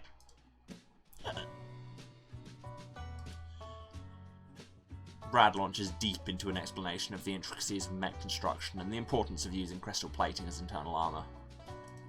20 minutes later, I kinda love Brad. Which is why subdermal plating is so important. Nerve clusters obviously need the room though, so some people carve out holes for them. Anyways, I need that crystal now. Oh, here you go. Just a heads up, I understood exactly none of that. Oh. That's fine. Thanks for listening to that. I really like talking about mechs. Brad takes the crystal, lifts it over his head, and jams it inside the mech's ribcage. It falls out a couple times, but he keeps pushing it until it stays. Some real high-precision technical repairs going on here. Perfect. So at this moment, the Ted looks up from his work, mouth dripping with sand. This is fine. What? This is fine. More sand spills out of his mouth. You've got a little... Got wrong. Your mouth's full of sand. Ed takes a deep swallow, then continues. It is time. Gather round, my children.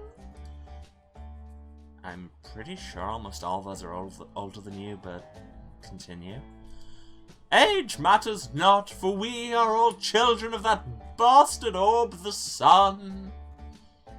I'm really getting mixed messages about the nature of the sun from you guys. Why are you guys so into the sun? It doesn't actually exist. Another trick from the Dawnbringer.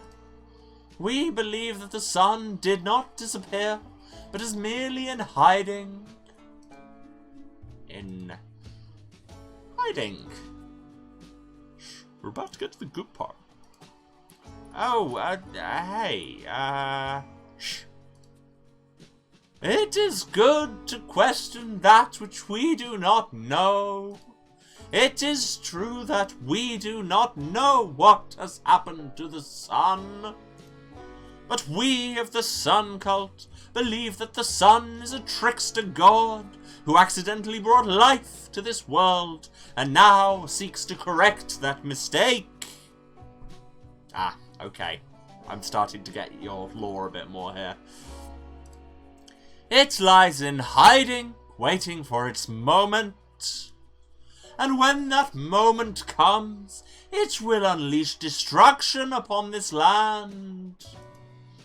So it is our sacred duty to search the land for traces of the sun's plot. We must search for things we do not understand. You are right to question me in these confusing times. Only by questioning the world around us may we hope to find that bastard orb, the sun.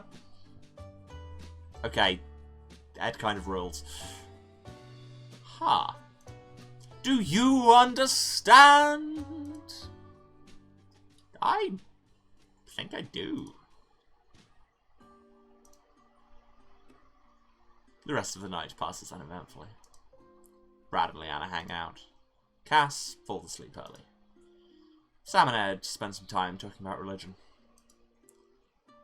When sleep comes, it comes without dreams. The next morning. Okay, y'all know the drill by now. Honestly, we're in the middle of nowhere. I doubt we're gonna come across any trouble, but who's taking point today? Leanna? I can take point today. Let's go. You are Leanna. You climb into the mech. You're glad that you and Brad are on good terms now. He's got more fight in him than you thought. Good. You need fight and you survive in these times. You grab the shoulder meat and strap yourself in. You remember, vaguely, when things were better. Grew up on the edges of the glory days. Things haven't been good for a long time. You mouth a prayer and shove your neck back on the nerve spike. Contact. It hurts, but you're no stranger to pain. Know how to ride it out. Someday, things will be better. You have to believe that. That's why you keep fighting. You are Crash Queen. The bitter cliffside air makes you cough as you stand. Here we fucking go.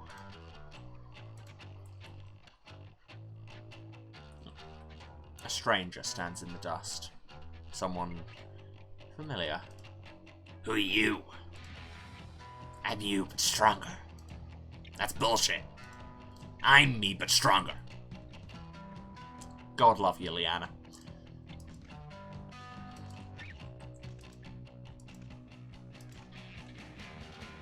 We are both crashed.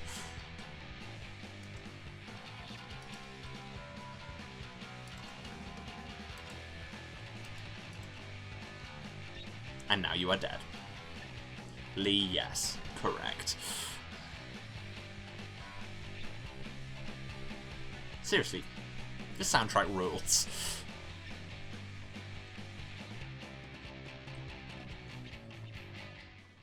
It's quiet.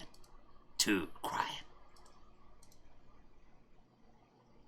So make it less quiet. Leanna looks over the canyon edge, sees the bottom miles below, and screams at the top of her lungs. I'm gay! Clips, you're welcome.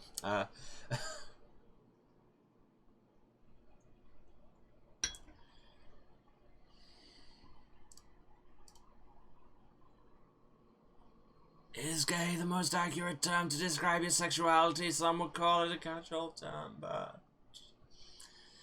As classic cartoon gags go, Echoes that... having a conversation with Echoes is one of my favourites. I don't know why, it's just chef kiss, no notes, love it.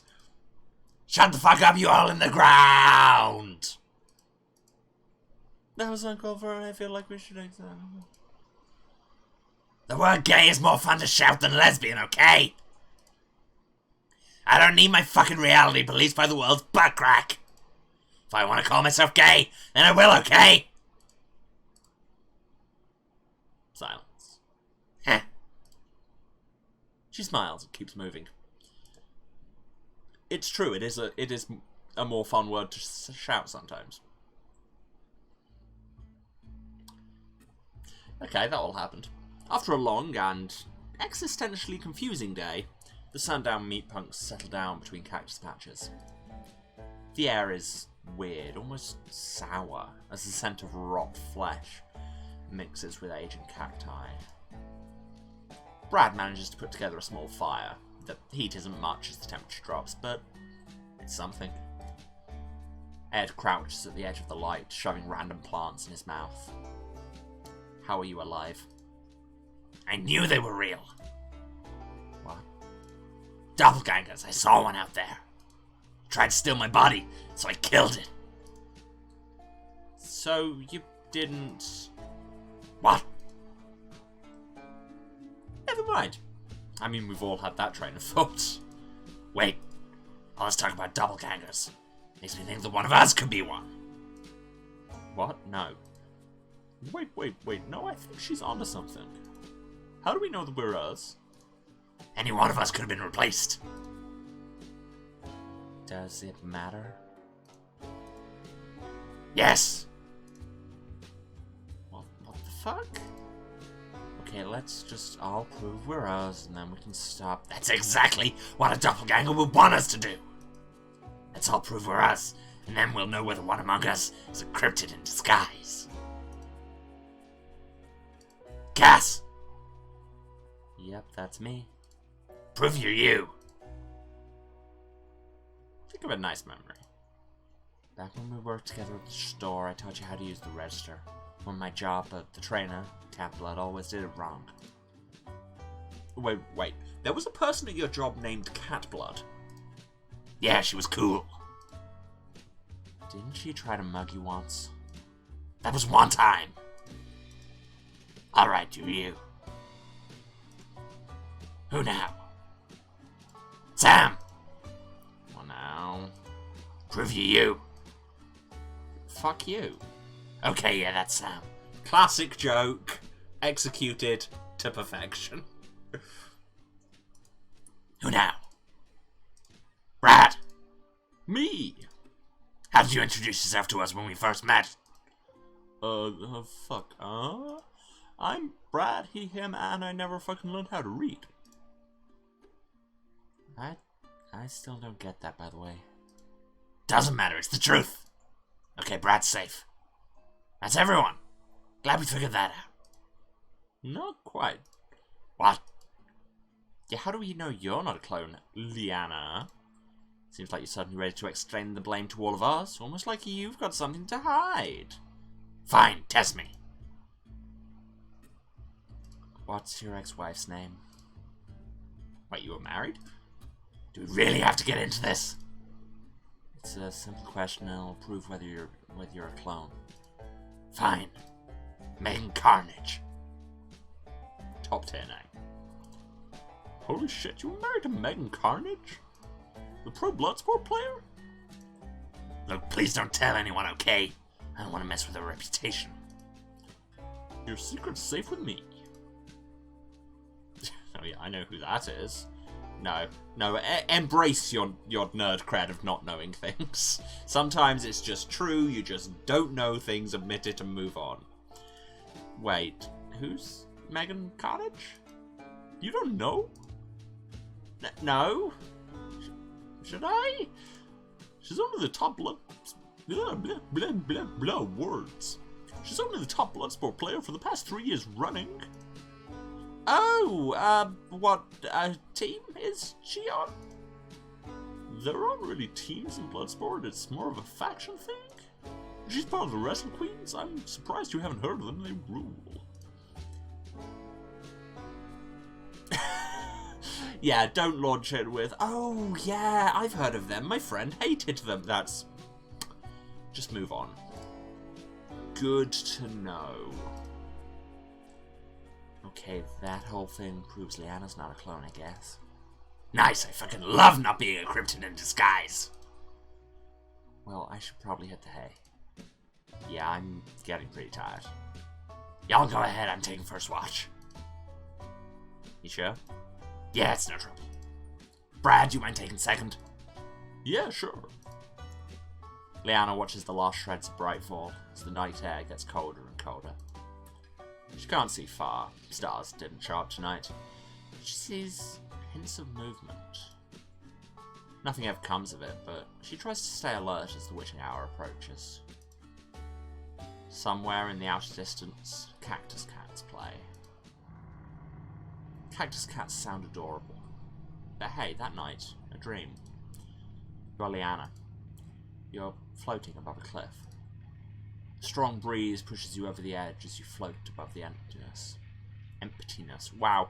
Words! Words are apparently challenging today, which is a problem because once again I've picked a word that contains them. A game, not a word. Also problematic, the distinction between words and things that aren't words. Come on, brain. A strong breeze pushes you over the edge as you float above the emptiness. You push the hair out of your eyes and suddenly you're back in the ring. There's 3-4 guys in here. Yes, no, that stretch is correct. Ah.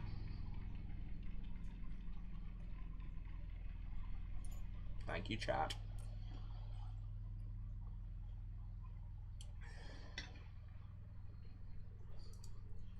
Not a fair fight. Doesn't matter. You have to keep fighting. You're broken, battered, bruised. You rise up to get beat down again and again. You just have to take one out. You can do this. You can do this. You can't do this. You wake with a jolt. The sky is pitch black. End of episode 4. Let's keep this meat train rolling. Episode 5, Lost Legs. What's happening? Hello? Is it still dark? I don't understand what... There's a slapping sound. That was my face! Oh, sorry? What? Who was that? This is me. Brad Man. I'm the Brad Man. Oh. Why don't you keep in watch? Time's an illusion, mate. Lunchtime twice. What? 5 more minutes. Cass? Cass! What? No! You okay? Yeah, you were just right behind me. Sorry about that. Got up a while back, been trying to keep quiet. Since, you know, we have no idea whether we're surrounded.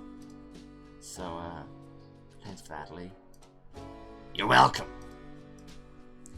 Anyway, Anyways, we should get moving soon. Really? It's still dark.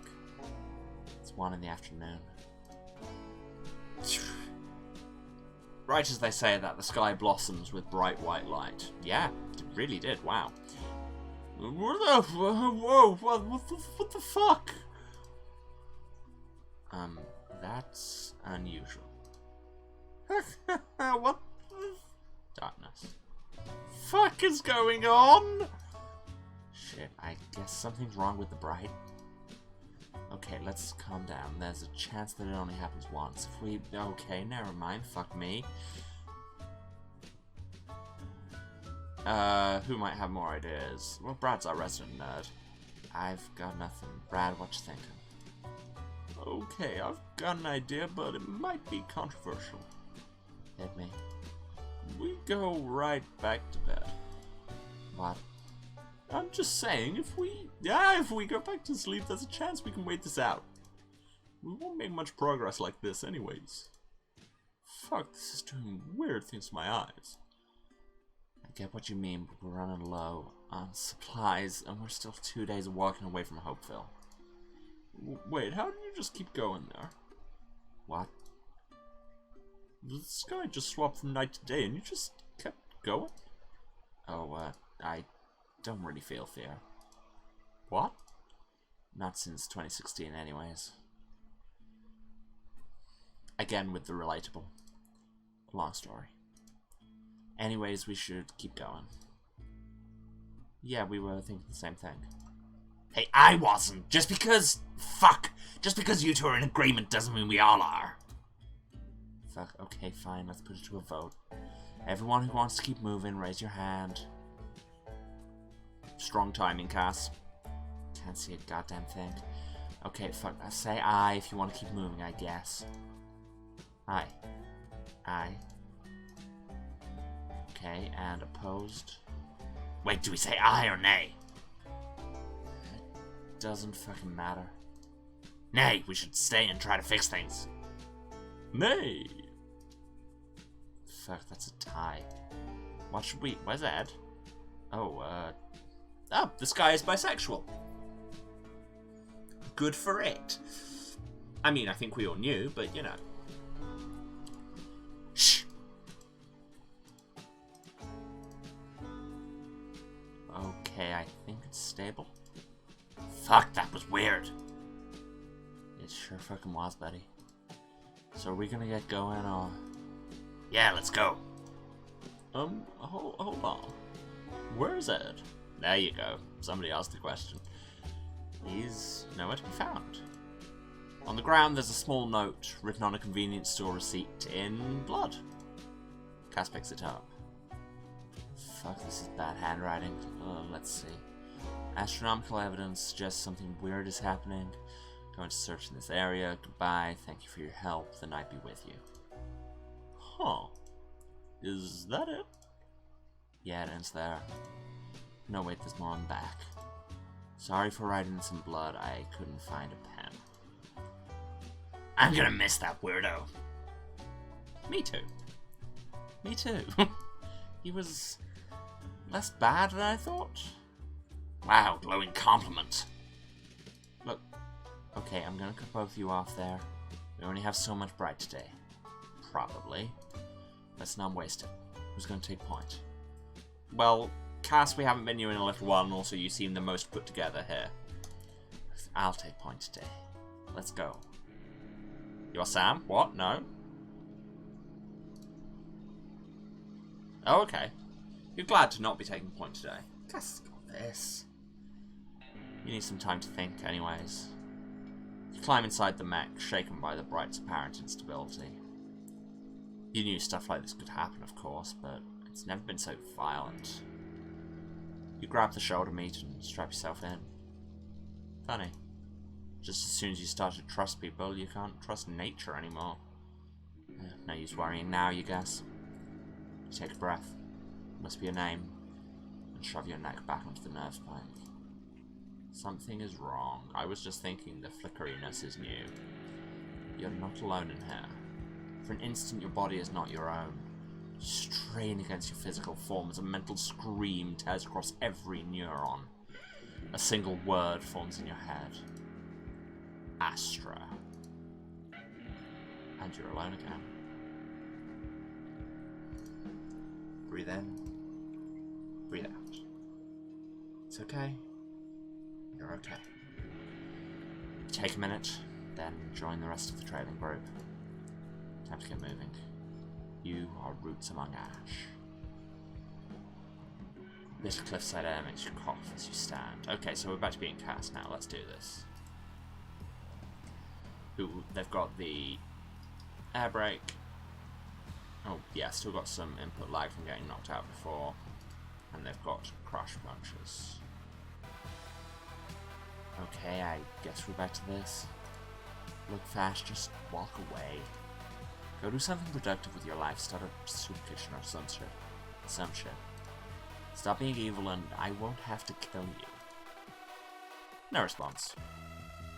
Figures. Okay, let's do this. This particular bit of battle music really reminds me of, if anyone's played... Nope.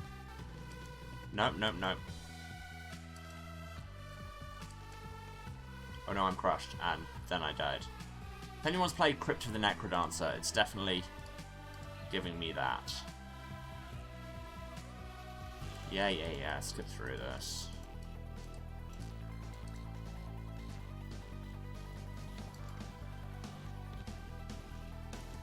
I really need to stop going around the top. Given that I'm just that way throwing them into one of the only places that doesn't have a hard border.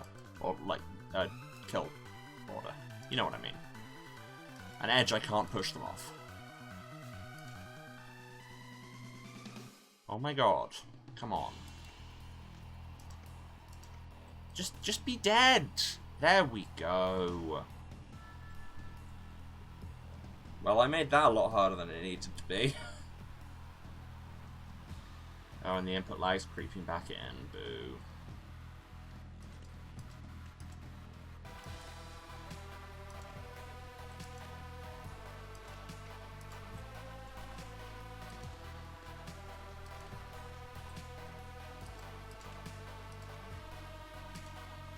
Just gonna keep this one crushed forever, right? Oh, that's problematic. That's problematic. Okay, we're good.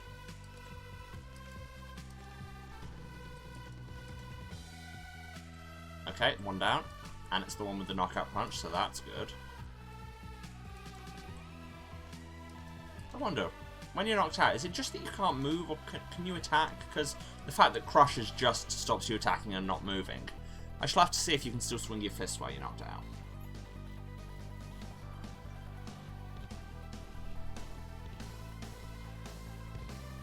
And we got a big one. Well, just keep walking into that cactus, that's fun. While I take out your friend. And by friend, I mean fellow idiot.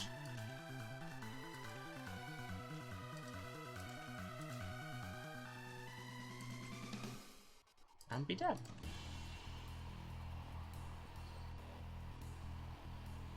And hydrate.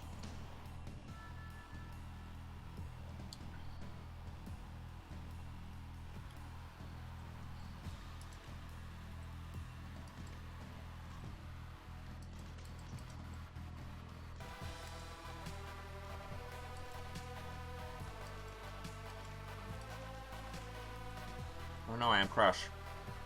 Dislike. Can I be not Crush? Thank you. Okay, you be dead. Thank you. You be also dead. Like, if you could all be dead, that'd be ideal, but... Oh, no. Motherfucker indeed. Have to go all the way back to the start.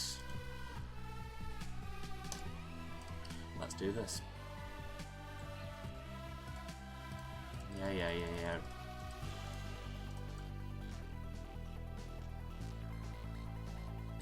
Again, I keep going around the top. That's a stupid idea. frog's idea.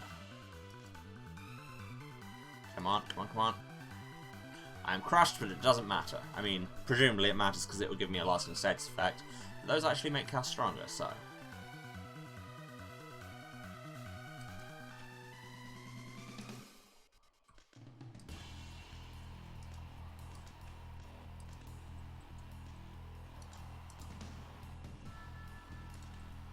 Okay, you're dead.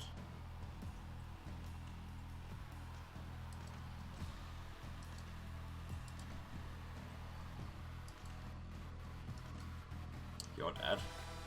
And by dead, I do apparently mean dead. We are just punching people in meat robots off cliffs. I mean, I'm kind of with Cass on, well, if you just had decided to not be a fascist.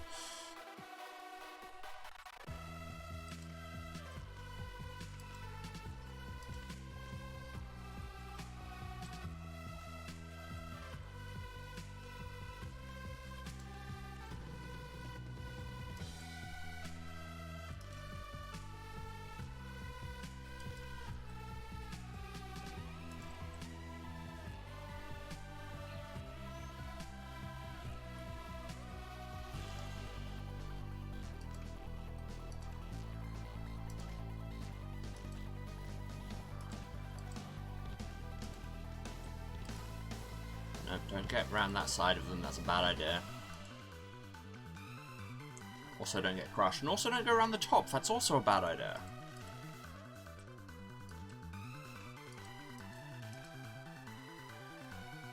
Okay, I think I just killed 2 of them though, so there's that.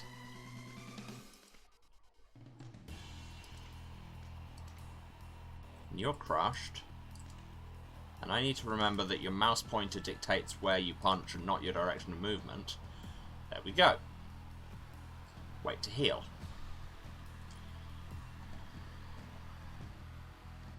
This is for quite a simple engine. It's quite surprisingly compelling combat. Oh, it was the last section as well. After a long day of fighting, the sundown Meatpunks settle down on an open stretch of land. There's nothing around for miles as the bright slowly falls, without a hint of the panic it showed this morning. A light breeze blows through the desert. For a moment, the air is cool and sweet. Alright, folks, looks like we're back in Fash territory. Shit.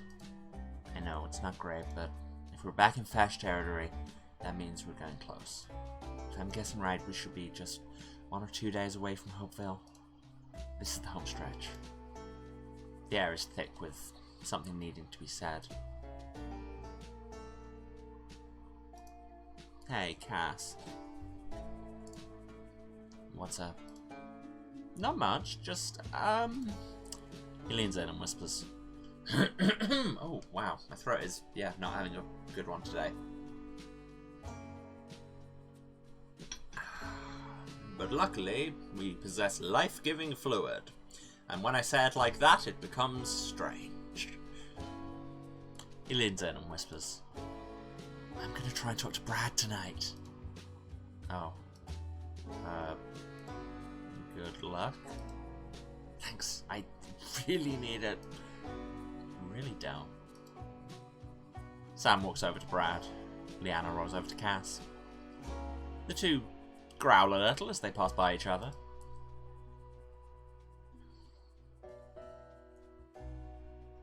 Sure, shouting I'm gay into canyons is great for my throat. Yeah, I know. See, do I want to actually watch the Sam and Brad moment? Yes. Hey, Brad. Hey, what's up? Oh, just be honest. Honesty is a good thing. Honesty is, like, radical honesty and openness is cool. Can people stop forcing this dichotomy? Can I be frank with you? Can people just say what they think already? I thought you were Sam. No, like, honest. I know. Come on, say it. I think you're really cool and interesting, and I know that we're in the desert and on the run, so this might not be the best time, but I want to get to know you better.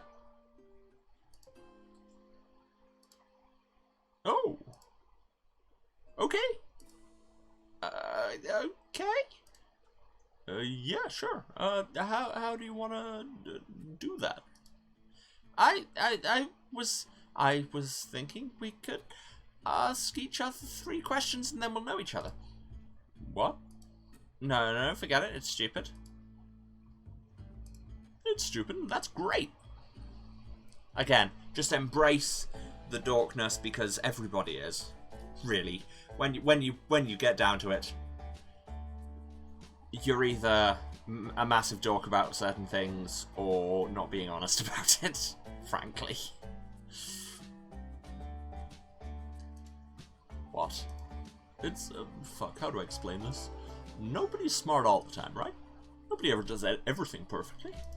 And it takes so much effort to always make the right move, so, I don't know. There's something powerful in taking something and saying, this isn't a good idea, or this is suboptimal, or whatever. And doing it anyway, because we're all fucked up meat critters, we're fucked up needs, and if you run at 100% all the time, it'll destroy you.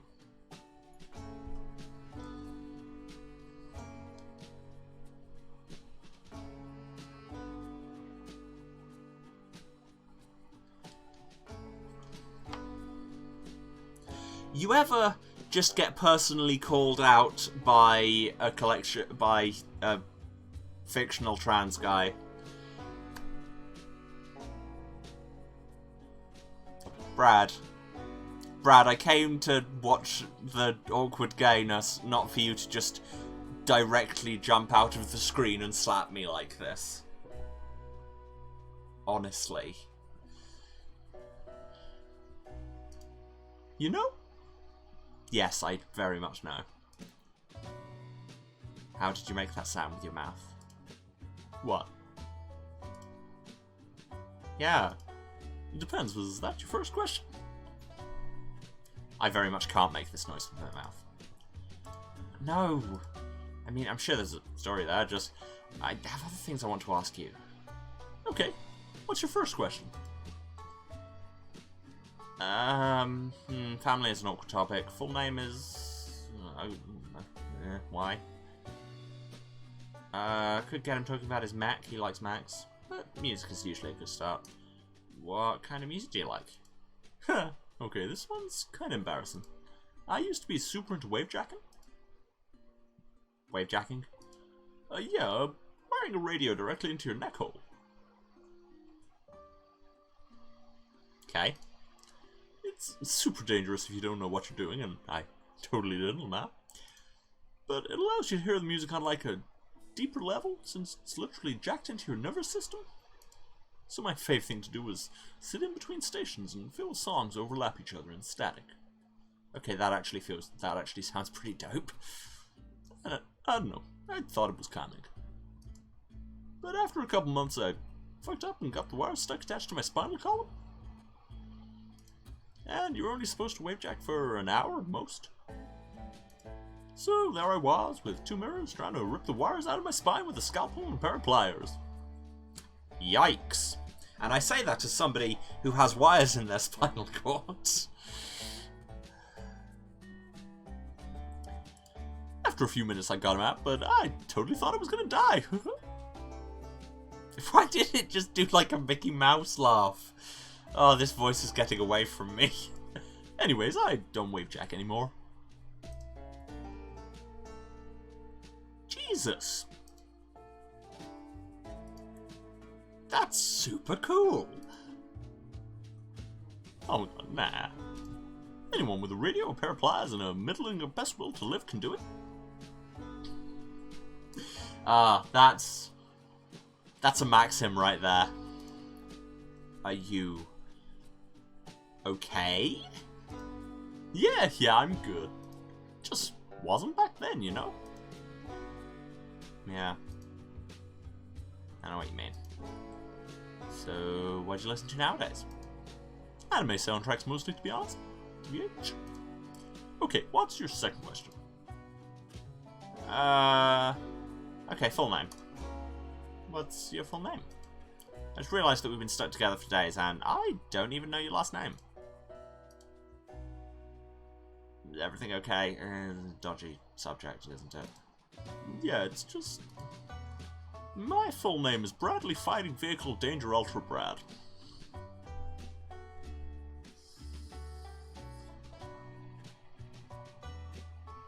Game of the year.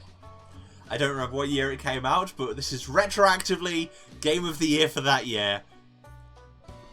Game of the decade. Brad, actual king. Bradley Fighting Vehicle Danger Ultra Brad. Chef kiss.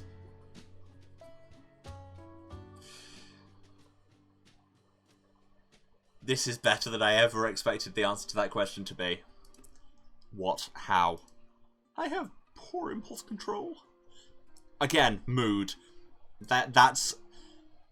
I don't know whether that's a kind of universal trans feel or just me, but that moment where you realise if you're changing your name anyway, you could just do whatever. I know I had to exert a surprising amount of self-control to keep it low-key. I feel you, Brad. I feel you. I changed my name a couple of years ago and couldn't stop myself while I was filling out the form. Okay. Did you... I'm sorry, I am confused by the structure of your name. Do you have 3 middle names? Okay, let's take this step by step. Okay. First name, Bradley Fighting Vehicle, or Brad for short. It gets better. It just gets better. Should I ask what a Bradley Fighting Vehicle is? No, because I honestly don't know. Long story. Okay. Middle name, Danger. So I can say cool shit like Danger is my middle name. Yes, so Bradley's a tank, yeah. I, personally, did know that, but yes. Sam, apparently less of a weird militaria nerd than I sometimes am. What? I'll show you. Okay, say that something's dangerous and I shouldn't do it. We have the choice to play along or play along. I'm always here to capital P play. Oh no, Dr. Ultra Brad, the patient has come to life and he's mutating. Soon he'll grow bigger than the hospital. We can't stay, it's too dangerous. Dangerous, you say? He takes a second to push back his glasses with his middle finger. They flash white, because we are briefly anime. Danger is my middle name. Hey, nice improv, by the way. Thanks. And, yeah, my last name is Ultra Brad, same as my mech name. What? You can't just tell me your mech name? Why not? I barely know you, and a mech name is special. It's what ties you to yourself. Ooh, we're getting some interesting workbuilding in here. Also, I'm always here for settings where names have power. It really speaks to my language nerd. Yeah, and the things that keep them grounded is my name. I don't know, I used to feel confused about a lot of stuff. Like, everything was broken or upside down, and I didn't fit inside myself. And the first time I called myself Brad, it felt like everything felt clear. Like, for the first time, I understood myself. So my name's important to me, you know? And when I say that name, it reminds me who I am, and what I'm working towards. So it's a perfect mech name. Plus, it makes me sound like a superhero now. Ultra Brad. Ultra Brad! One question left. Okay, tell me of Ultra Brad. What's special about your mech? Didn't I talk to you about this a few days ago? I mean, yes, you did, but I thought you might appreciate the opportunity. Yeah, I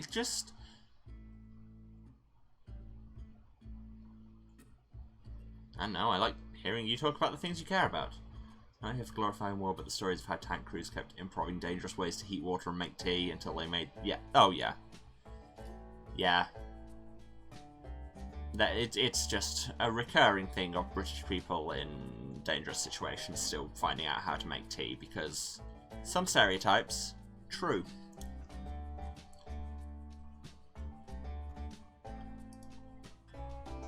Smiley face noise. How about, what do you like about mechs? Like, what draws you to them? Oh, how do I explain this? Economics just makes sense to me. Like, there's a whole bunch of parts in front of you, and each part has to work perfectly, but also they all have to connect with each other perfectly. So it's basically a giant puzzle, but every time I solve it, I figure out a new way of doing things, of connecting things. Like, last night I spent some time working on Cass's mech and was able to improve their stopping speed by 3% by adding heel claws. And it's just little things that add up like that. It's nice to just change a body, you know?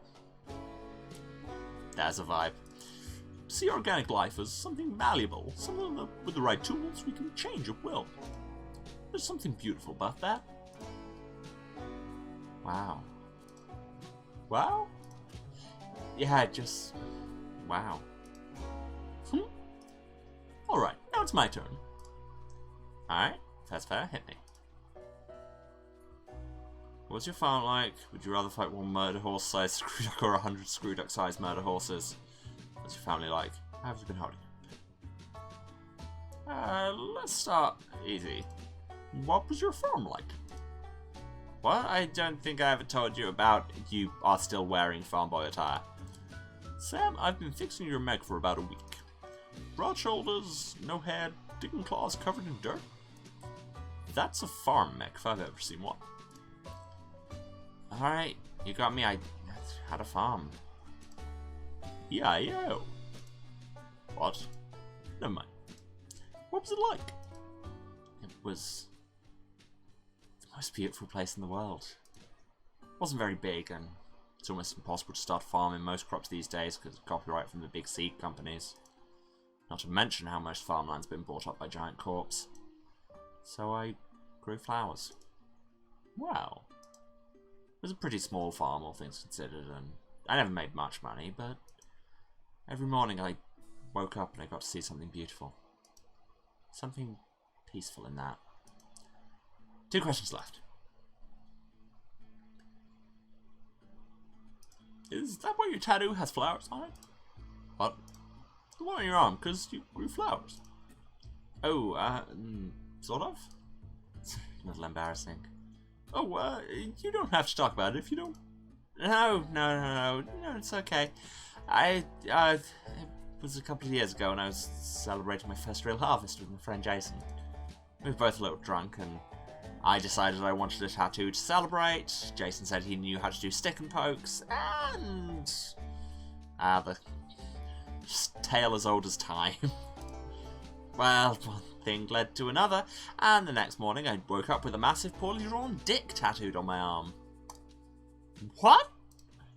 Took a week to get an appointment with an actual tattoo artist a town over. It was the most embarrassing week of my life. You could just wear a long sleeve shirt. That's awesome. Is it? I don't know. At least I got a good story out of it. So anyways, I got flowers around an anchor because flowers keep me anchored. Also because it covered up the dick and poke. Strong pun. 1 question left. Better make it count. The biggest question all the time. How have you been holding up? Like in general? Yeah, you've seemed anxious, I guess. I don't know. Nana thinks you're up to something. Leanna always thinks that. I'm okay. There wasn't really anything keeping me in Sundown anymore. What about the farm? What about it? Maybe I misread, but it seemed like you really cared about that place. Yeah, I did. I really did. You told me your mech name, so it's only fair I tell you mine. Roots among ash. The hope that no matter how bad things get, there's a chance to regrow. I want to believe, no, I have to believe, that we'll come out of this stronger, better. After every wildfire, there's new growth, right? It hurts right now, but that's what it means to let go. Lord knows I've done that enough. That night when we got run out of town, it felt like I'd lost everything. I mean, you saw me, I tried to sacrifice myself for basically no reason. But now, looking around, I'm starting to think that maybe this is an opportunity. What for? Not sure yet. Sure, we'll do something good with it, though. That's enough questions. This was fun. Yeah, there are some feelings here. Yeah, it was nice getting to know you. You too. Hey, can I ask you another question? Depends, is it part of the game? No, it's not personal. Can a mech have memories? What? I don't know, it's weird. Sometimes when I get in my mech, I feel like it's trying to say something to me. It could be muscle memory, maybe? Mechs don't really have nerve centers like brains that can store memory traditionally, but if something especially traumatic happens in a mech, there's a chance that emotion will get stored. And then that alters the nerve patterns over time. Does that sound like what you're dealing with? Maybe? Yeah, maybe. The rest of the night passes uneventfully. Sam and Cass words stare at the sky together, neither of them speaking, both of their heads buzzing with thoughts. Brad examines Sam's mech. Leanna thinks about becoming a Bloodsport player. When sleep comes, it comes without dreams. In the morning, we should get going soon. Who's it gonna be?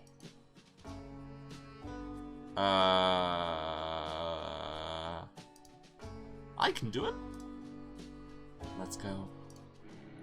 You are Brad. You always feel a little giddy about piloting, even when your life is on the line. You climb inside the rib cage, grab the shoulder meat and strap yourself in.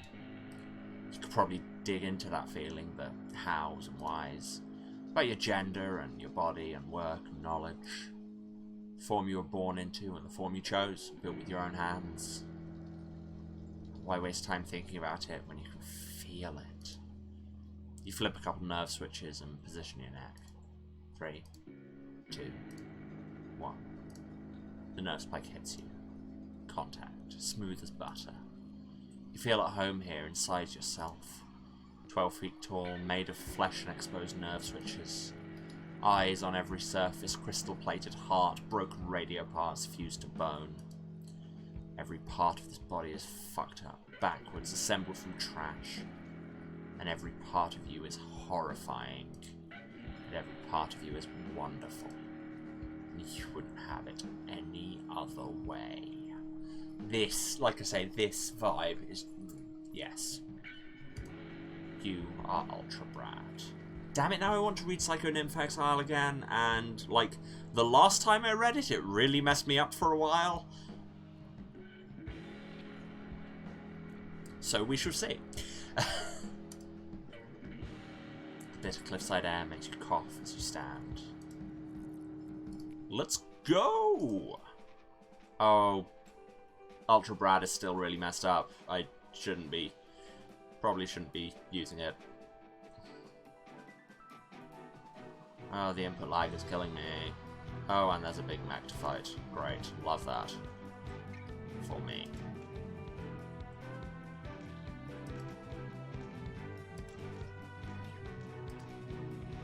It's because I spammed overclock too much. Oh no, I am Crash. Not ideal. Not ideal. Heal, please.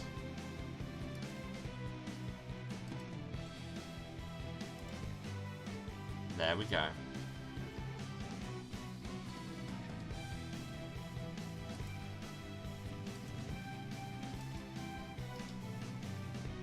I spam overclock too much, she says, immediately using overclock. Look, it's just nice to have a kill button, alright? Just be like, I press this button and it makes you go away forever. And really, if in real life we had a throw a Nazi off a cliff button, who could say?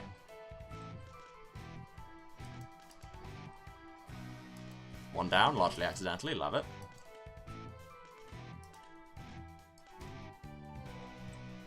Yeah, the input lag. Oh no. And I died. Yeah, I'm gonna be not Brad.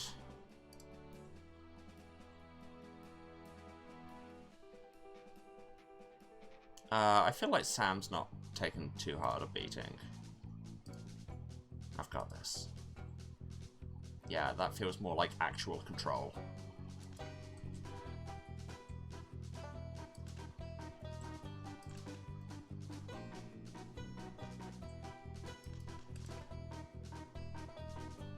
Physics went a little screwy there, but I'll take it.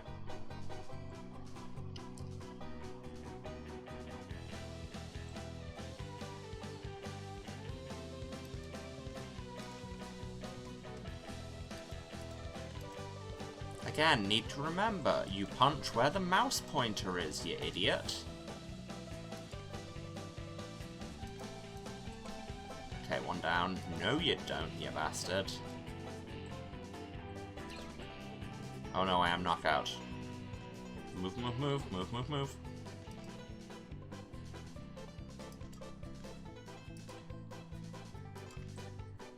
There we go. Oh yeah, I keep forgetting I've got a blink as well. Could really be using that to save myself from... I can probably cancel out taking hits with it. Whoa! Momentum question mark?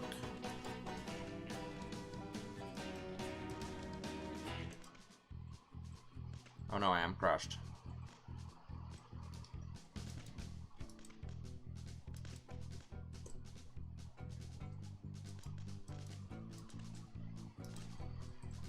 Two down. And you're knocked out. There we go.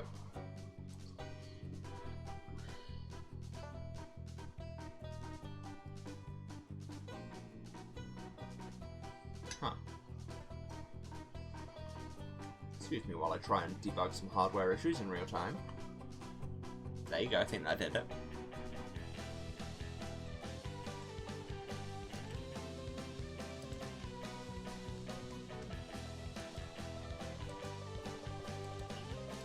Okay, yeah, confirmed you can use the teleport to cancel out of a hit, because I just watched that fascist do it. Incidentally, because I just watched that fascist do it is never an excellent reasoning for doing anything, but, you know, in this case it happens to be fair. There we go. After another long day of fighting, the sundown Meatpunks finally take a rest. With Hopeville so close, everyone's eager to keep moving, but Cass stops the group before Brightfall. Sam, time to stop. Alright, if you say so. You sure though, if we keep going? No. This next fight's gonna be hard, this close to town. Gotta be rested for it. Well, I'm not complaining. As a heads up, I'm about to give you a choice between two conversations. They're both important to the tone of the story and push the plot forward, but one of them is decidedly heavier than the other. Just letting you know ahead of time.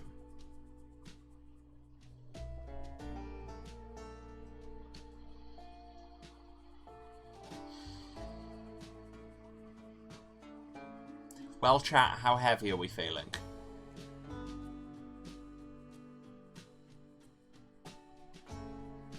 I mean, you all saw me play Open Sorcery. I'm always here for the heavy. Oof. Yeah. Much as I would love things to go right. Hey, Cass! Oh, hey, Brad. What's up? Not much, just... we're getting pretty close to Hopeville. We sure are, buddy. What are you gonna do once we get there? Oh, not sure. How are you not sure? I've been fantasizing about that moment for days. I just don't know, okay? I've been trying to keep my head down, focus on the moment. Seriously? You haven't been constantly thinking about finally eating something other than protein bars? First thing I do once we get there is go to the shittiest diner in town and order one of everything.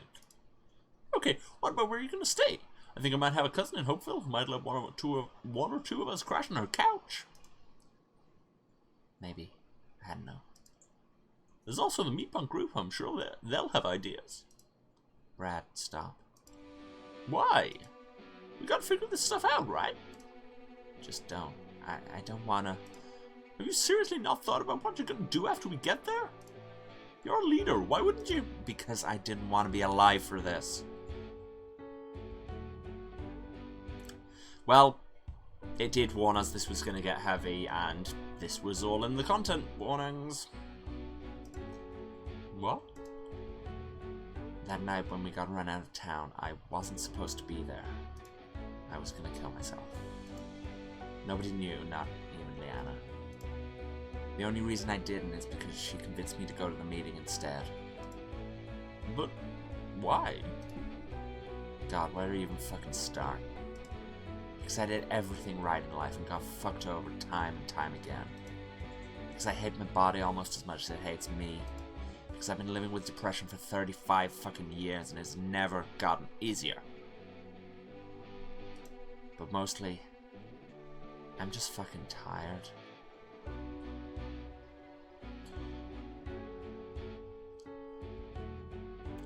This is all hitting home, I'll be honest.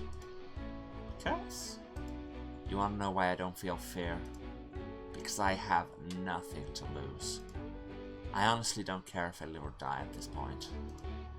The only thing that keeps me from throwing myself off that cliff is knowing that I can't abandon y'all. So, what does that mean when we reach Hopeville? That this was another not yet in a long line of not yets. Maybe that'll be something else. Maybe not. All that I know is that I'm tired. I've been there. A while back I got into a really bad place, and I did a lot of really dangerous stuff. And I know my situation isn't yours and all that, but I want to help you in the way I wanted to be helped back then. Seriously, I'm here for you, Cass. We gotta look out for each other, right? Thanks for talking with me. Whatever happens, I promise I won't give up on you. Fuck it. If you want to help, I won't say no. Oof, yeah. Yeah.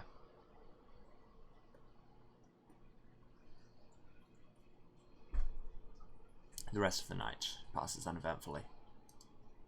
Sam and Liana get into a push-up contest. That does sound more wholesome. Brad and Cass talk long into the night. When sleep comes, it comes without dreams.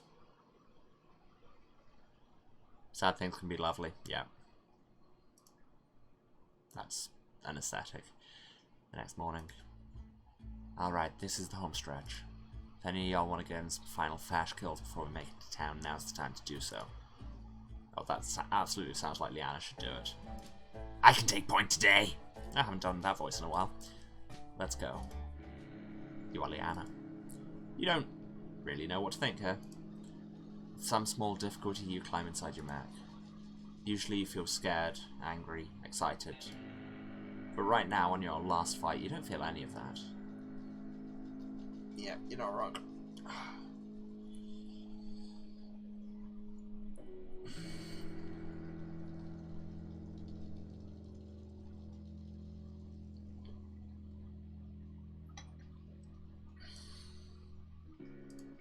Just feel empty.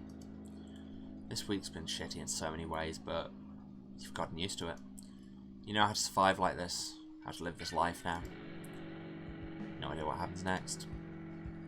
You grit your teeth, mouth a prayer, and shove your neck back onto the nerve spike. Contact. Just gotta do what you always do. Keep your head down, keep moving forward, and trust your fists. They haven't failed you yet. You are Crash Queen. This cliffside air makes you cough as you stand. Here we fucking go! No. A wave of the stench of death washes over you. Not the familiar smell of rot flesh, actual death. Not the facsimile of it you give yourself up to every day. Dozens of mech corpses line the cliffside ahead. Some pilots lie dead in their cockpits while others are nowhere to be seen, like they were torn from their bodies and hurled away. You gather from the torn clothing that this was a fash ambush gone wrong. It's terrifying. There's no other way to describe the scene in front of you. Oh, I'm never around for the fun part.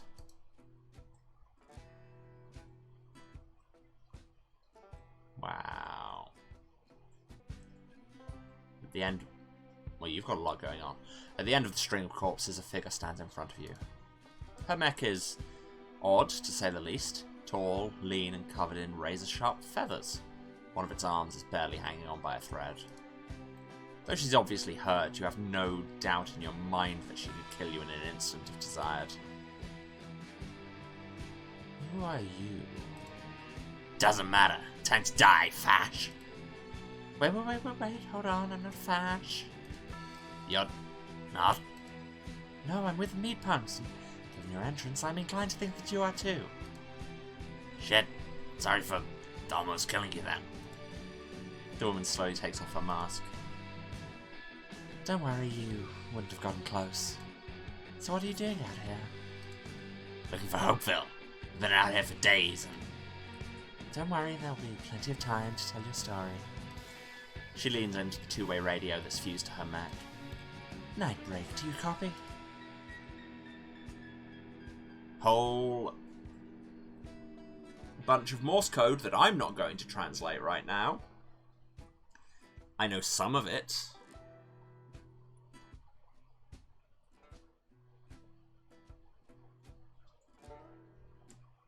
Damn it, I am apparently going to sit here, because that middle section is I hear you.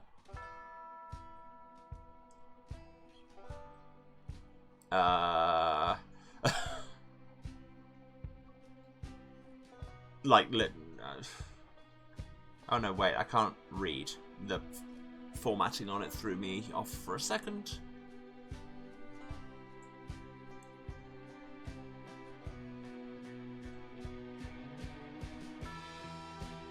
That's yeah, I hear you. Oh, what's dot dot dash dot? I can't remember. So something UH.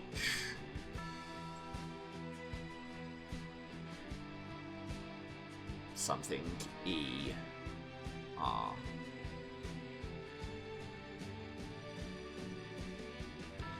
What fits in there? Something UH, something ER.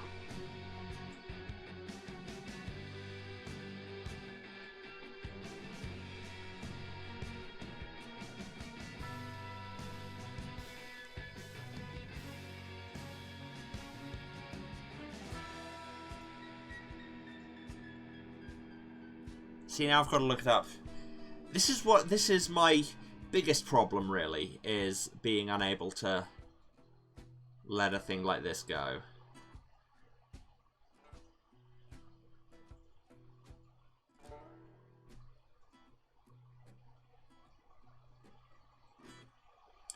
No, Internet, I do not in fact want to buy a framed print of the Morse code chart.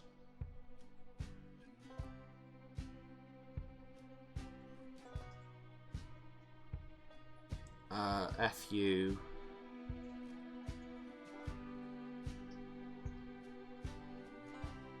Oh, H isn't what I thought it was. Okay, so there I was wrong to begin with. It's dot dash dot dash. Okay, yeah, that's yeah, I hear you, fucker. Tell Day 4 we've got company. You, stranger. Welcome to Hopeville. End of episode 5.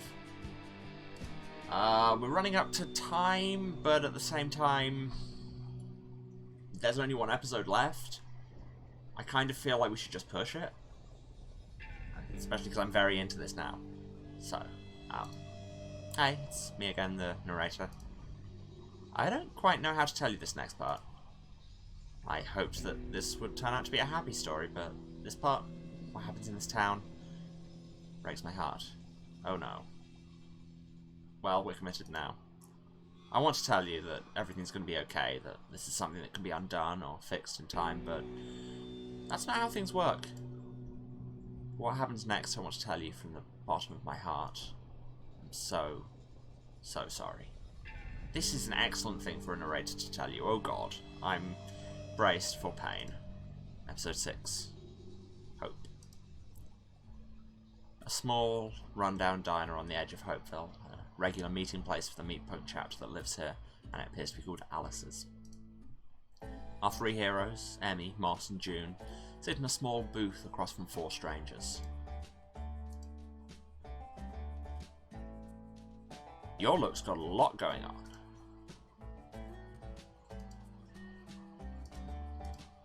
And we're all question marks because everybody is strangers to... Oh, yeah, because they're all strangers to the new crowd. Well, I'm gonna go to the bathroom. Let me know if anybody says anything while I'm gone. The stranger rolls off. Okay, let's start this off simple. Who are all of you? I'm Cass, they, them. This here is Sam, that's Brad, and the person in the bathroom is Liana. No, who are all of you? Who sent you here? Nobody sent us, we came on our own. And after clearing a path across the Hell Zone, I thought we'd get something approaching a warm welcome, but I guess not. Give it a fucking rest, Jin, they clearly aren't fash. Yeah, Moss is right. These people seem okay. That's what they want you to think. A waitress comes by, feels the energy coming from the booth, and immediately walks away.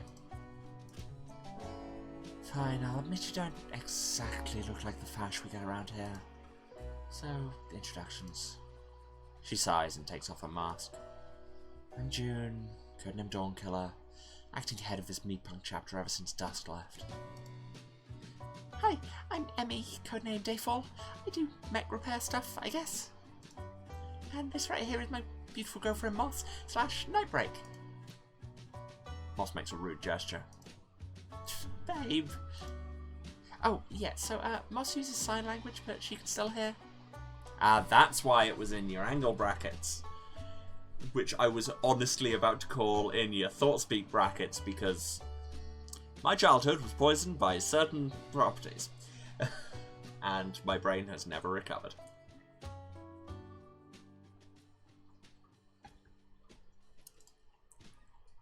So it's, yeah, pretty fucking much. Sam's eyes widen a little in recognition. Oh yeah, pronouns. She, her for all of us. I think Moss had something to say to Sam. Hey, you. Sam.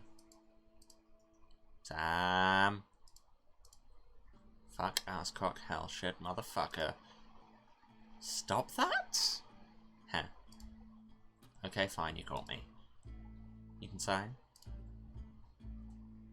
Yeah. That's a weird thing to hide. I guess so, I just try to play my cards close to the chest, you know? Okay, why? Why do I keep things to myself? It's 2018, oversharing is the name of the game, bitch. What is it with people calling me bitch the past couple days? What? No, it's nothing. Well, anyways. Just that Liana called me a bitch last night, and I'm not really used to being called that. It's weird, since I used to have problems with how other people saw my masculinity as a gay black man, and, you know, this is starting to sound like something instead of nothing. Fuck you. Fuck you. I like you, you fucking weirdo. Thanks. So, what's your deal? My deal? Yeah, like, who are you, for starters? Did you forget my fucking name already? Oh? Yes. It's Moss. Moss! Cool. I know, my life's pretty goddamn sweet. Got an okay job, got an apartment I can actually afford, got the world's greatest girlfriend.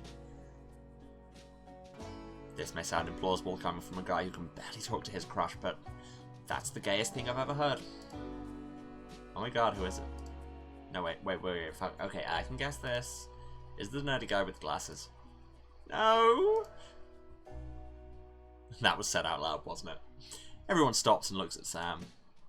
You okay there, buddy? Yeah, just great. Alright. Everyone slowly goes back to their conversations. Okay, fine, yeah, it's him. Smooth. I'm trying my best, okay? It's hard. Watch your dick when you look at him.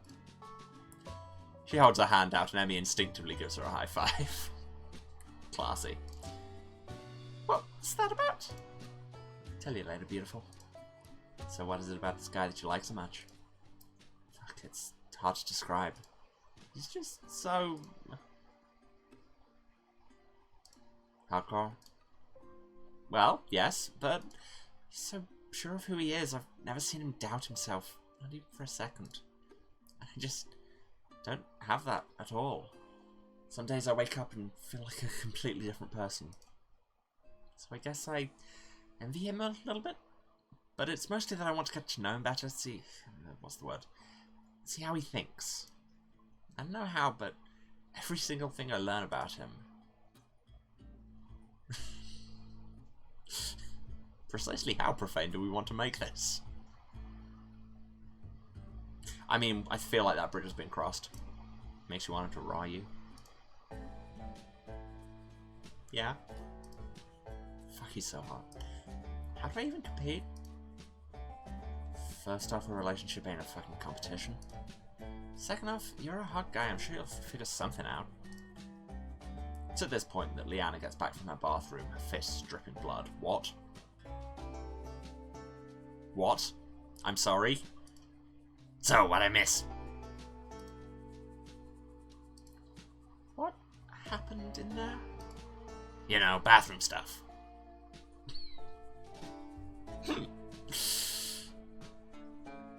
I've learned it's best not to question it. I mean, why would we try and stop Liana being Liana? Liana playfully punches June in the arm. Fuck! You okay? Do you remember when you first saw me after the ambush approximately 30 minutes ago? Sort of. Why? Do you remember how my arm was broken in the fight? Oh no. Do you remember which arm was broken? The one I just punched? Bingo. Shit, I'm sorry. It's fine. Liana rejoins her place at the end of the table. I will admit I could use all of your help in dealing with a certain matter. We've been experiencing more and more fash ambushes recently, and I believe Enby has found the source. Enby and Moss are staring into each other's eyes. Enby, would you like to explain the situation? Oh, right, so, a few days ago, the bright started flashing between day and night, right? Scary as hell, yeah. But I noticed that a couple seconds before each change there was a radio pulse coming from nearby. So I did some quick triangulation and figured out the source. Okay. And what source would that be exactly? Oh, sorry. The source is in Enby Mountain. Mount Refuge. Half a day's walk to get there.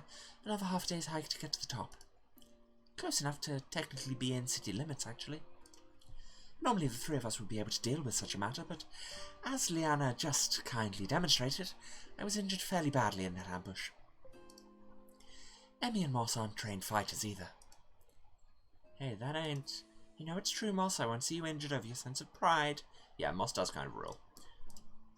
I'm terribly sorry to ask this of you all, but we need your help. We don't know what awaits us up there, but I do know that we can't maintain the status quo. It's a miracle nobody on our side has died yet. So, will you help us? I'm in. If there's anything this week's taught me, it's that we'll only survive if we help each other out. You know how I was saying I have faith that this will deal with this better than certain visual novel series that we might have done on the channel? Well, there's people understanding what collective action is. And if this is what it takes, well... Count me in. Y'all are gonna need all the repairs you can get on the way. Alright, if both of y'all are going, then I should go too. Cass? Yeah? You coming? I don't know. Let me just think about that for a minute. Okay. Well, that's all of us. Guess we should head out. We haven't even eaten yet. Oh, fuck, right. The seven tuck into a large meal of greasy diner food. For Sam, Cass, Brad, and Liana, it's the best thing they've ever eaten. Hunger may be the best spice, but a week of nothing but peanut butter and protein bars makes for a close second. After some minor protesting, Cass lets Sam pay for their food. So, what now? Let's get a good night's sleep. You four look exhausted. We can head out in the morning. I doubt a few hours will make a difference. Sam and Brad at Moss and Emmy's or Cass and Leanna at June's? I really want to see more of Moss and Emmy, if I'm honest. Sam and Brad spend the night at Moss and Emmy's place. It's a cramped apartment with words. With one bedroom and noisy neighbours, but it's immediately clear that a lot of love has been put into this home. There's only one bed, so Sam and Brad share it. Emmy sleeps on the couch, while Moss heads out to her night shift as a janitor. At one point in the middle of the night, Brad wakes up. For a minute, he doesn't know where he is. He's confused and a little scared. Then he sees Sam next to him, and he knows that he's okay. Aww. He must be safe if Sam's here. He goes up next to him and goes back to sleep.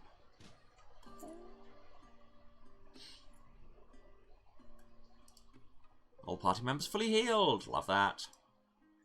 The next morning, the 7 meet up at the outskirts of town on the cliff's edge. Alright, here we go. Who's taking point first?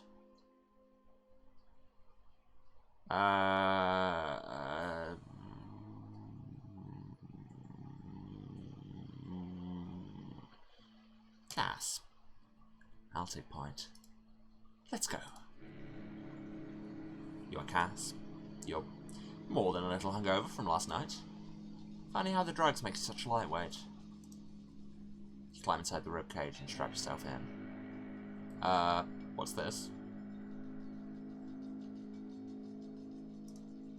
You felt so comfortable with June, in a way you haven't felt in a long time. Ah, now I want to see that scene. You remember what she said about the...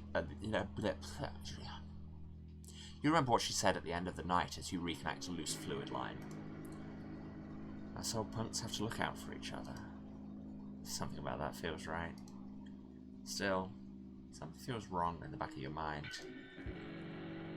You whisper your name and shove your neck back onto the nerve spike. Contact. Why are you doing this? Last night would have been the perfect moment to slip out.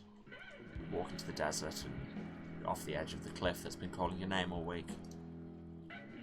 You did your duty, you got everyone here safe. Why are you still going? Because there's still work to be done. One last job. Let's do it right. You are all or nothing. Bit of cliffside air makes you cough as you stand. Let's do this.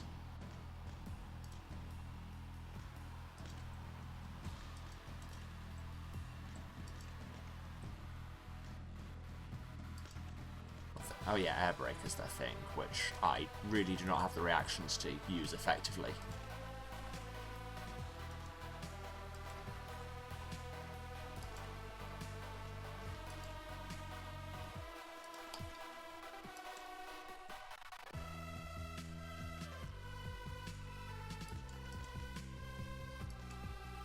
There we go, come on. There we go.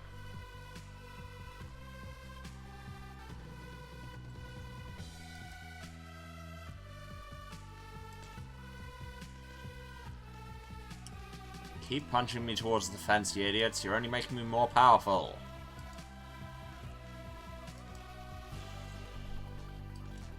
Also, where is the cliff? There we go. Actually, off the cliff, please. Off the... There we go. Did they both go off the cliff? I think they did. Ah, yeah, right.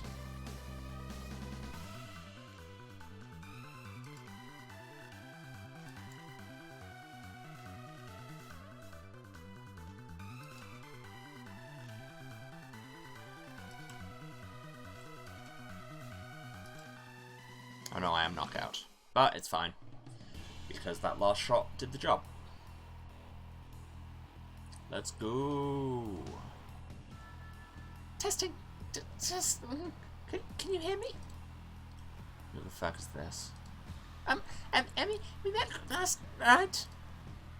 How are you talking to me? What the hell? The radio met while we were fixing last night. Okay. How do I turn it off? This is John. Sorry, but it's good to keep it on since the... Cass finds the switch and turns the radio off. Guess that's what that was. Well, now that's dealt with. Matt, don't be mean to Emmy. She seems cool and has the best partner. And you're dead.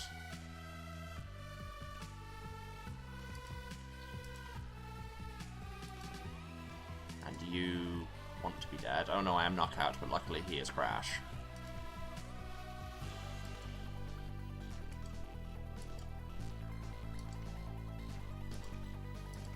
Nope. Not into the cactus. Don't love this. And there we go.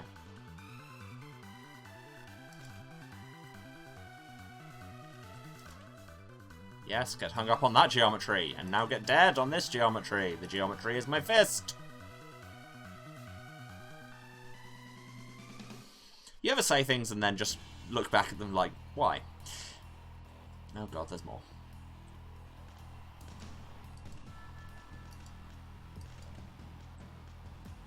Four of them, great. 5 of them, even greater. Like, literally, that is an even greater number.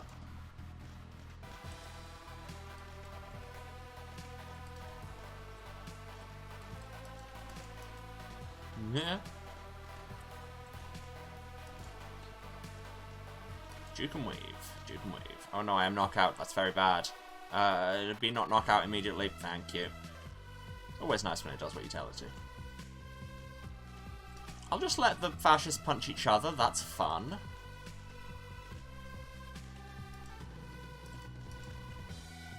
Yeah.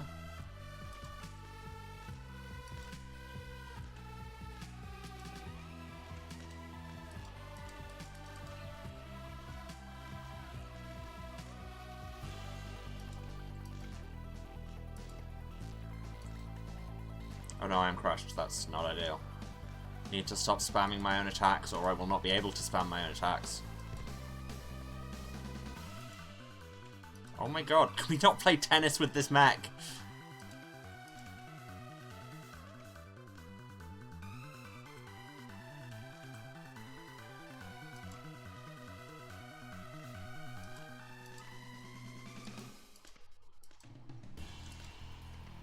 Oh god, come on.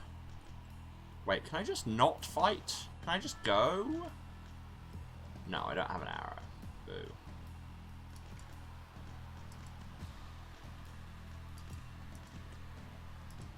Well, it's good I picked the one whose character description says can take a beating like no one else, because I am. Let's try this with somebody else. You know what? Now that I've recovered from getting, from spamming overclock so much, let's Ultra Brad.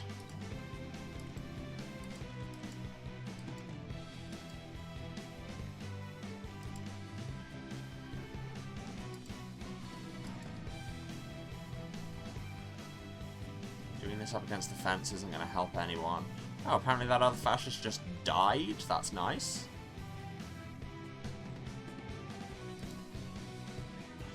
No, we're back to just doing this up against the fence. Come on.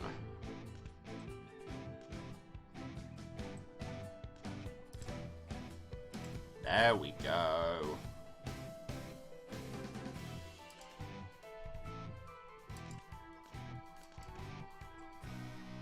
Nailed it. I didn't need to throw a superfluous overclock on there.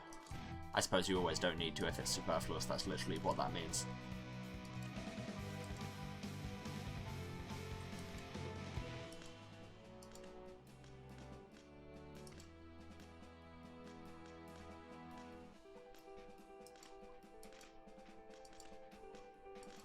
There's so many mech Nazis! It's frankly too many, although that said, when I think about it, more than 0 mech Nazis is too many.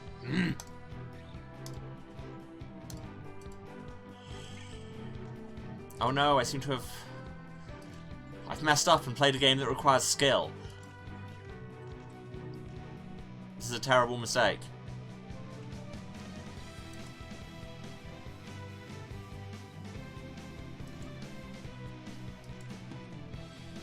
Okay, bye-bye. Oh, I missed. That's very bad. I said bye-bye. There you go. Oh, no, I thought that was a double kill. Arse. Now I am crushed. Don't love that. But you're dead, because momentum went weird. Love that.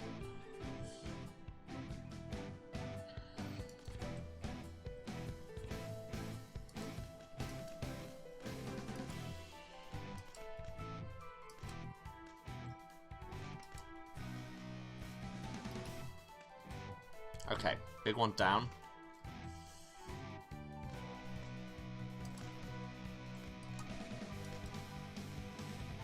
Get banged.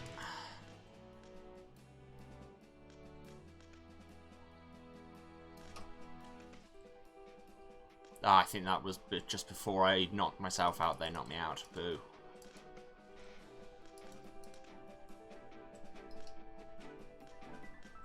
That one should be dead. Nope, thought not, because there's a little video stutter usually when mechs die, and I didn't get that. And I missed with that overclock, and now I'm probably going to die. Like that. Different character, fine. Let's Liana them. Where I just... You know, the one where no tactics are required, just punch them really hard. And then run into them fast and punch them hard again. No, out of the...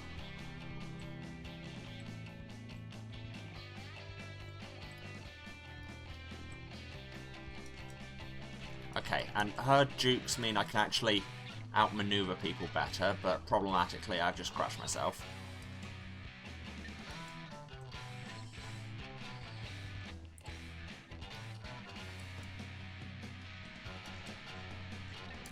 I think my problem is I keep getting suckered into fighting them near the wall, and like the wall up there is very far away from this cliff. And I'm getting trapped between them, and that's not good. Okay, one down. No, don't teleport out of the way. That's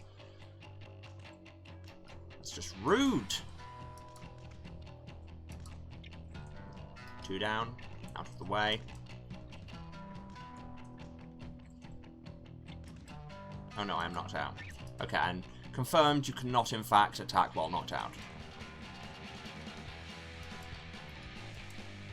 Okay, you can just start spamming the juke and punch to just do a real rushdown attack, and that might be the tactic here. Just hound people off the cliff. Oh yeah, we're testing it. Whoa, what the fuck? Do the radio! I know what radios are, I'm asking why the fuck you put one in my mech. I fucking don't. Ask next time you pull some shit like this. Well,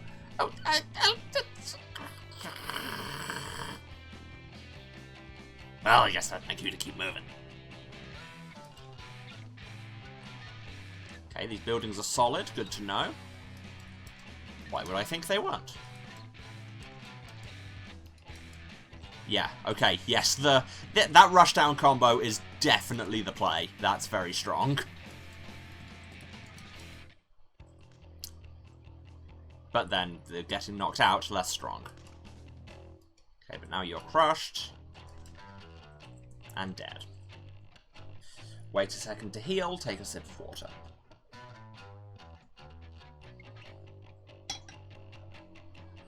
Okay, yeah, Liana's battle music is absolutely dope. Loving the bass.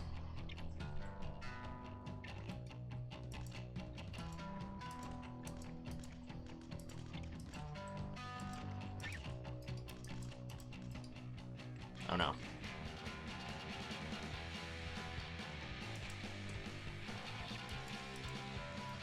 Oh!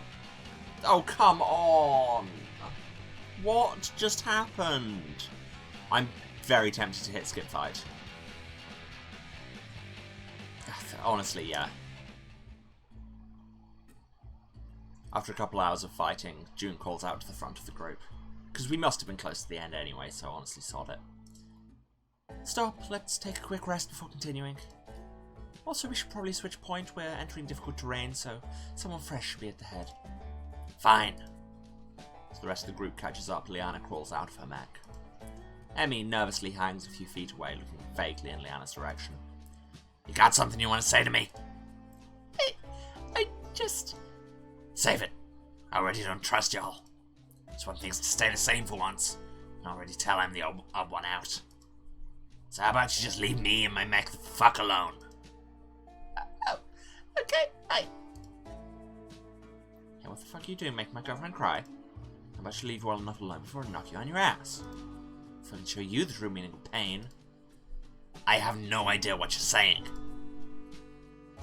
Moss shakes her head, puts one arm around Emmy and flips Liana off. It's at this moment that everything goes black. Oh no. Oh shit.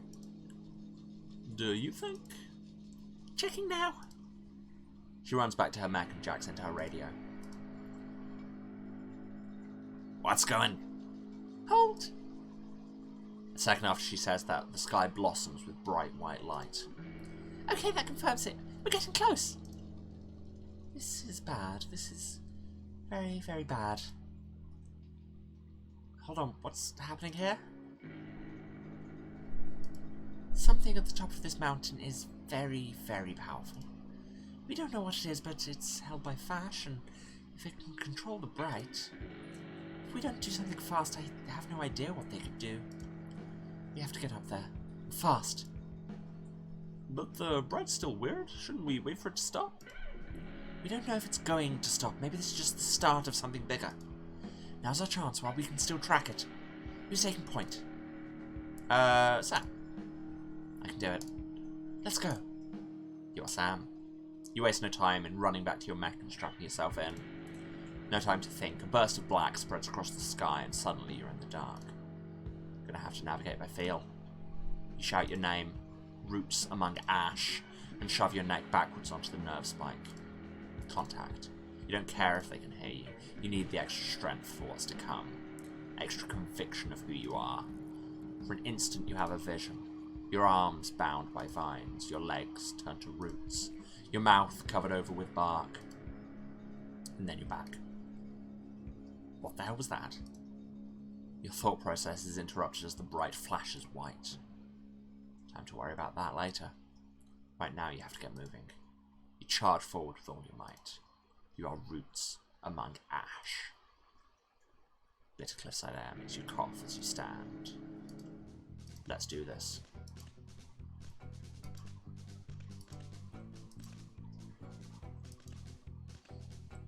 Yeah?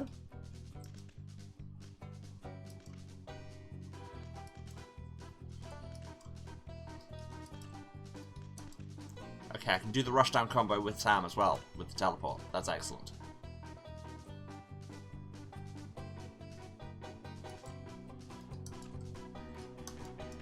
Just with slightly less control.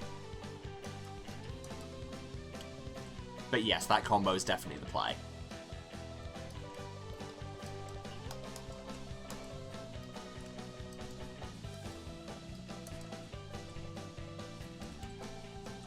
You're dead. You're dead. Wow, Sam, why haven't I been playing you all game? This rules.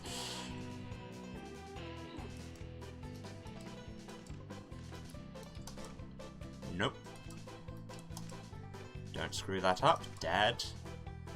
Knocked out. Forever.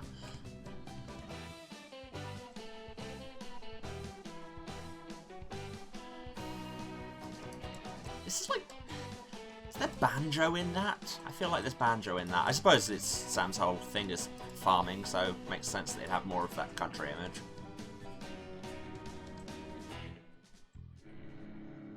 Well, that went better. The group comes to a halt at a cliff face. No way forward.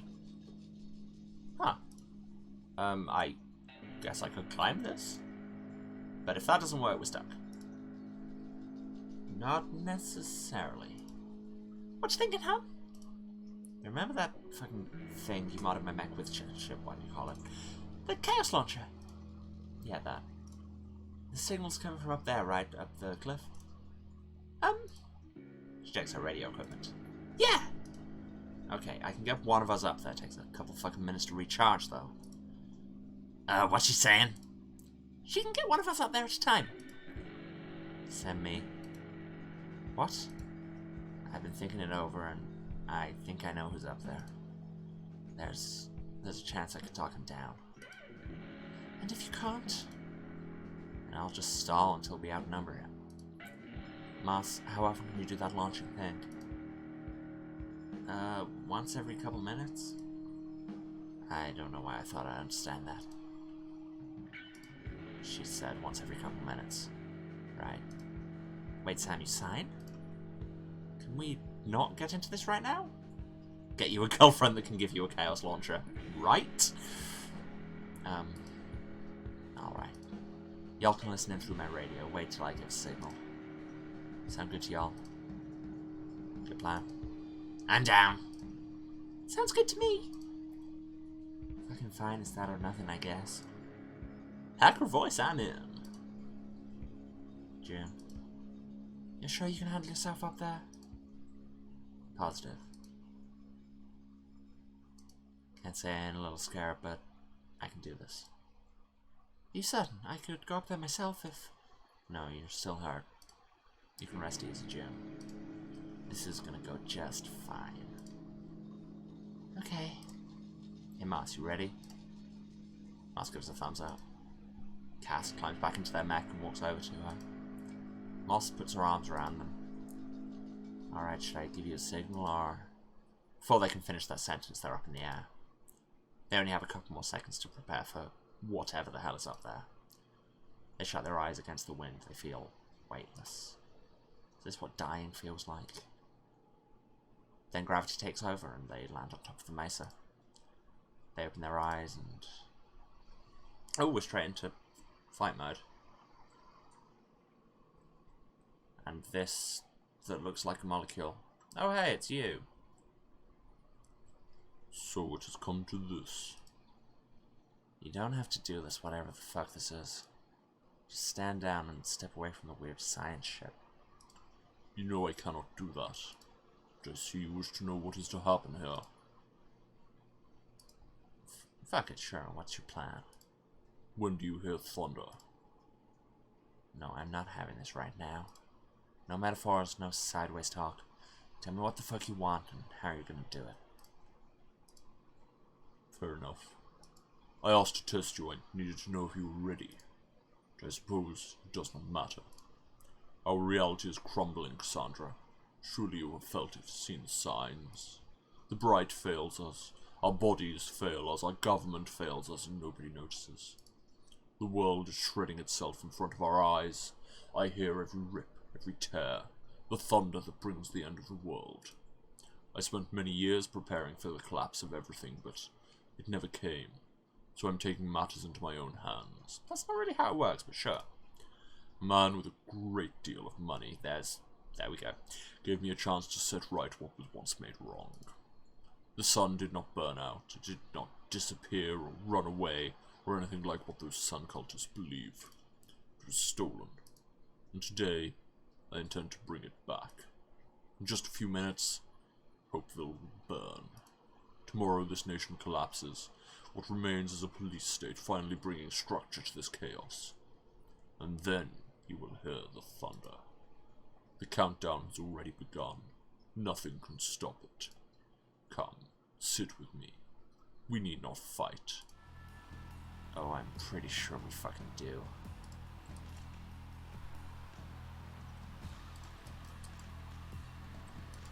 Well, you're zippy. And Cass is dead. Well, I suppose that is done. Now that that annoyance has been dealt with. Oh, it'll take a lot more than that to bring me down. Moss, pull! What in... Oh, I ain't fighting you alone. We're all coming together to tear you down.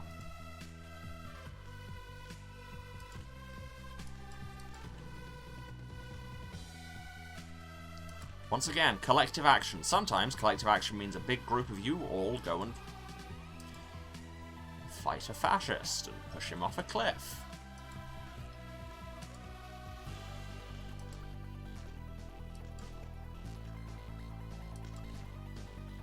Oh no. Run away, run away, run away. Oh no. That was well fought, but you did not fight well enough. Besides, did you not hear me? The detonator has already been set. There is no way for you to win this. I suppose you cannot hear me. That is...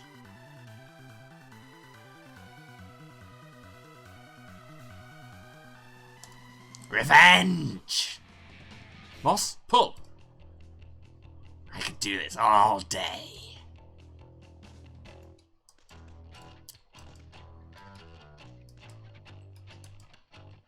Oh no.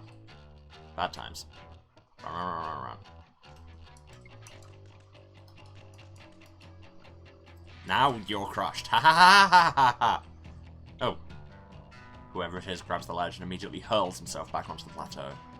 Fucking cheater! Short little fall, kill me. I've been working towards this moment for years. I will not stop until I see it through. Did you truly think you were the only one who could avoid death? Shit. Okay, here we go.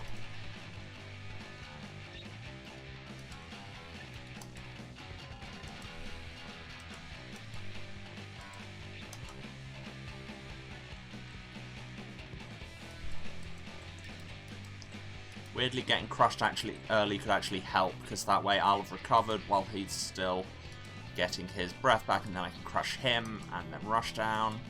The old crush and rush. Grabs the ledge and hurls himself back onto the plateau a little slower than before. This is pointless. Soon enough, hope there will be ash.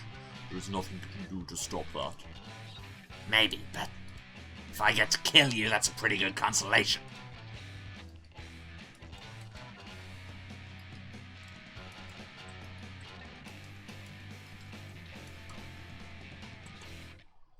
Now we play keep away. Oh no, I crushed him at the same time. That's actually not ideal.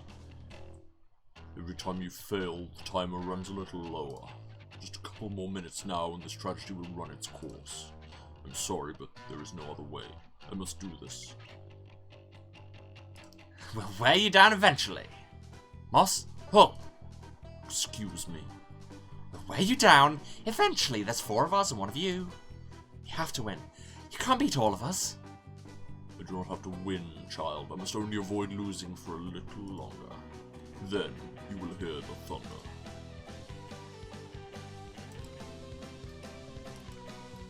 Oh, you're gonna start teleporting around, will you? Well, let's see how you like that when it's done against you. Oh look, knocked out, are you?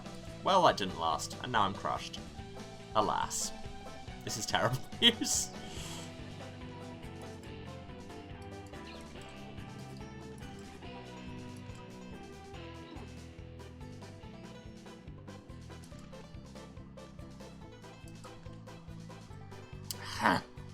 Another minute passes. I won't hesitate, bitch! Moss, pull! You're going down, you weird, creepy asshole!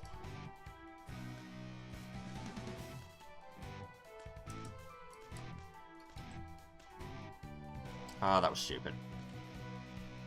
Another minute passes. Your time is nearly up. Please just give up, this will change nothing. I lived, bitch! Moss, pull!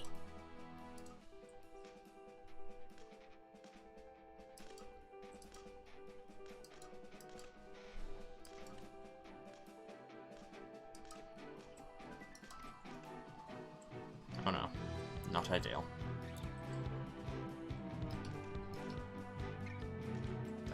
That was just he pushed me out of range. Bad, bad, bad, bad, bad. Haha! Grabs the ledge and hurls himself back onto the plateau. Seems to take real effort. His mech leaks blood and a trail behind him. You have not defeated me yet. Yet is a big word. Actually, no, it's a very small word, but important. Don't you critique my use of language? Shazow! Grabs the ledge and hurls himself back onto the plateau. He barely makes it back on. You're not certain you could do it again. I am not yet finished. Oh, aren't you? Maybe you are and you just don't know it. Have you ever thought about that? Maybe we're just stacking long-term status effects on you until you die. As is the way of bosses. Oh no. Come on.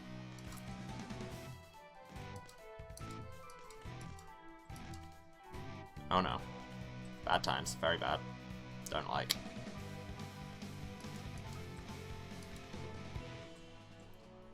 Kapow! The man falls out of his mech onto all fours. Blood leaks from tears in his clothing. I see. This is the end of everything. Yeah, dunked on. Seriously though, how do I stop the countdown? There is no way. The timer was not set here. What the fuck? We fought you for nothing. No. You fought me to kill me. I fought you to stall for time. In a sense, we both lost. A crack starts to spread across the sky, still flashing bright and dark. Seems your time has run out. As has mine. He slumps over, dead. What the fuck? Fucking hate dramatic-ass dickbags like this. Status report, what's going on up there? This Lordship Mountain's dead, for starters. Claims there's no fucking way to stop the timer, but I don't believe a second of this garbage. Gonna search around a little bit, see what I can... A blast of heat. A roar unlike anything. You turn around.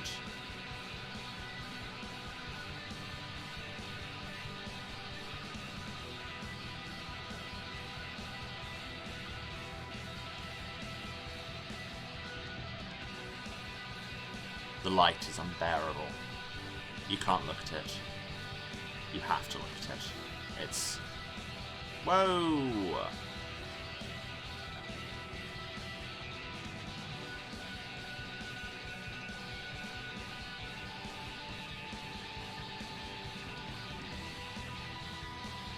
The sun.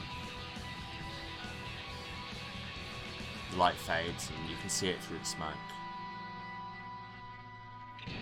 Hopeville is gone.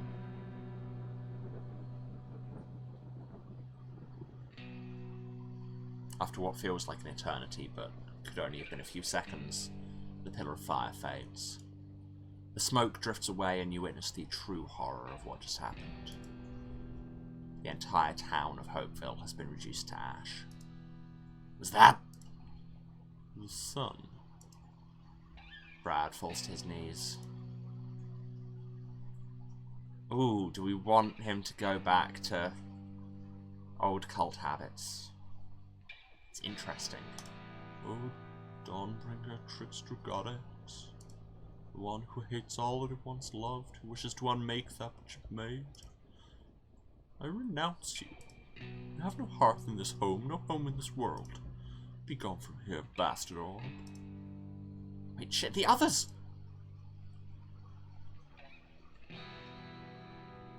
Yeah, we should really go and check on the others. Sam and Cass climb down the cliff. Climb down the cliff face to check on the Hopeville Meatpunks. The descent is difficult, but manageable on foot. Once they get to the bottom, though, the scene in front of them is horrible.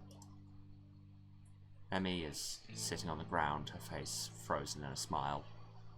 Moss is sitting in front of her, trying to communicate, but she's not responding.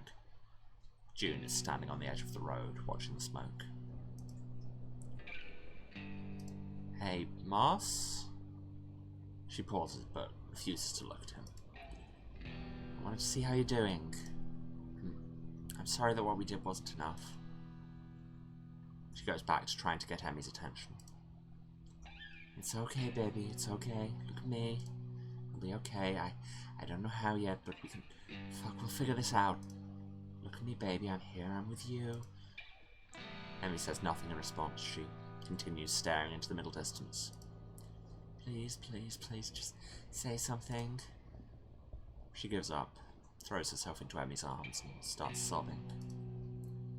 It's useless. There's no point staying here. Moss, Enby, pack up. We leave in 5. Maybe there'll be someone in the wreckage we can save. Barring that, at least we can assess the damage. Can we help? Oh, I think you've helped enough. Goodbye. If we never meet again, it will be too soon. June gets in her mech and starts walking back down the mountain trail. Moss follows behind, carrying Annie in her arms. Well, shit. Should we try to catch up? Cass sighs and drops their head for a moment. Something about that question felt like it put the weight of the world on their shoulders. No. Nothing we can do. Let's go back. Regroup. Figure out what the ever-loving fuck we're gonna do next. They climb back up the narrow trail to the peak, where they see Brad and Liana sitting and talking. Hey. Hey. How'd it go down there? Bad. Real bad. I'm guessing they didn't invite us along to whatever they're gonna do. Nope. Guess it's just us then. Yeah, I guess so. So, what do we do now? I got nothing. Me neither. Now. Cass? Sorry, just thinking. Something that he said before the fight. What? He said that someone with a lot of money gave him the chance to do this. They turn their gaze towards the mountain range ahead. I don't know who that could be, but I know someone who could probably find out. Y'all get some rest. It's getting late and we've got a long way to travel tomorrow. What? Where are we going? We're heading straight through the Rosarks to the heart of Blood Mason territory. We're gonna need their help if we're gonna pull this off. Pull what off? What are you talking about? We're gonna figure out who's behind all this. We're gonna make sure it never happens again. We're gonna steal the motherfucking sun. Holy shit. You down? Absolutely. With you 100%. That sentence was so cool I peed a little. Let's fucking do this! The rest of the night is a flurry of activity, with repairs to be made and supplies to be counted. It'll be tight, but should be able to last them to the next town. As the last of the bright slips below the Rosarks in the distance, from unnatural blue to darkness, in the last shreds of dusk our four broken heroes try to sleep, each preoccupied with their own thoughts.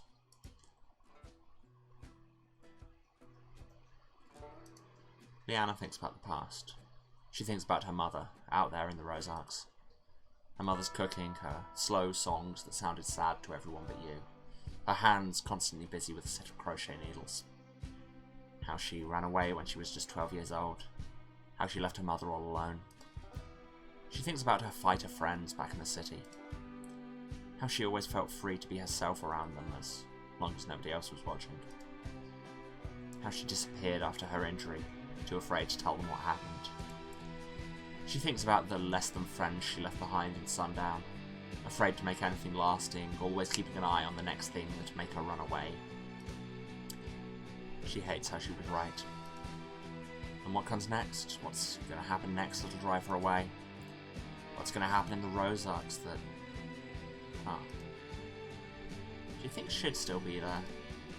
After all this time? Maybe there's more to look forward to than she first thought. Eventually, one by one, they all drift off to slumber. Each of them are stuck in their own heads, wrestling with the future, alone together. There's one thing that sticks in it, one thought that sticks in everyone's mind as their worst day comes to an end.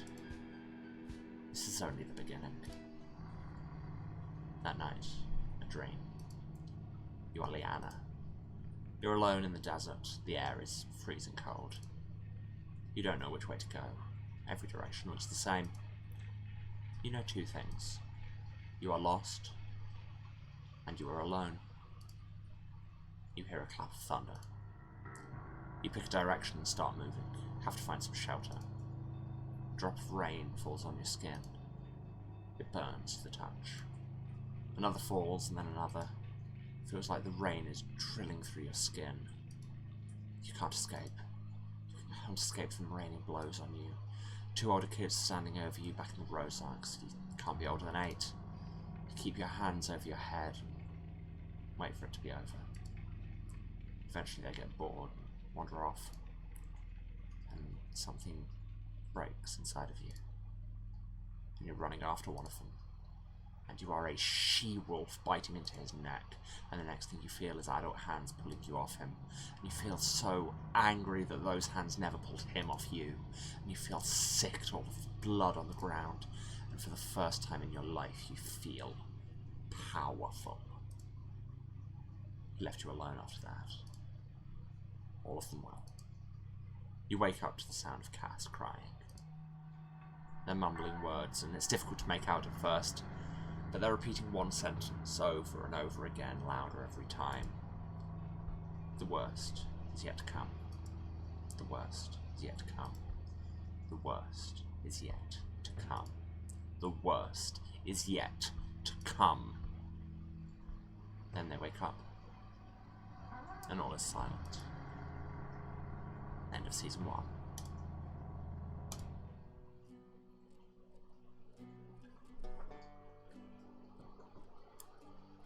You have reached the end of Extreme Meatpunks Forever, powered by blood. This is just the beginning, though. Season 2, Bound by Ash, will start production in the next few months, except that this was 2018, aka now 4 years ago. So Bound by Ash has started production and then finished production and then sat in my hard drive for a very long time. So, yes, instead of waiting for it to finish production, you'll have to wait 2 days for me to come back and play that next.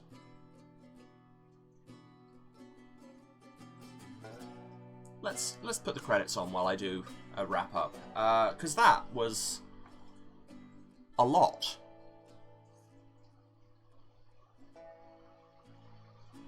Like, that was heavy, but it was also rad as hell.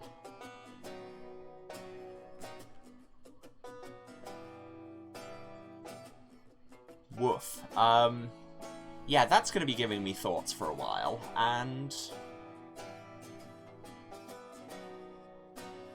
yeah, it really is making me want to go and read Psycho Nymph Exile again, which will make me even more full of thoughts and feelings. But yeah, wow, that was a thing. But like I say, we've got Season 2, which might last us more than 1 episode. I literally don't know. I'd look it up, but I haven't done so far. But anyway, we should do a wrap-up, because I've run nearly an hour over time. So, yes, if you've been watching this, thanks a lot. Thanks if you've been watching to the end. It means a lot to me. If you've been watching this, you know where to find me, but just in case, this is twitch.tv/Saracent. That's SERASENT. The House of Hubris. You'll see that on the title card in a minute. And I'm streaming. Normally, we should be back to schedule from now on every Tuesday, Thursday, and Saturday at 2 PM GMT. That's the end of the credits. I'll let them loop, whatever. 2 PM GMT, playing, for now, more of this.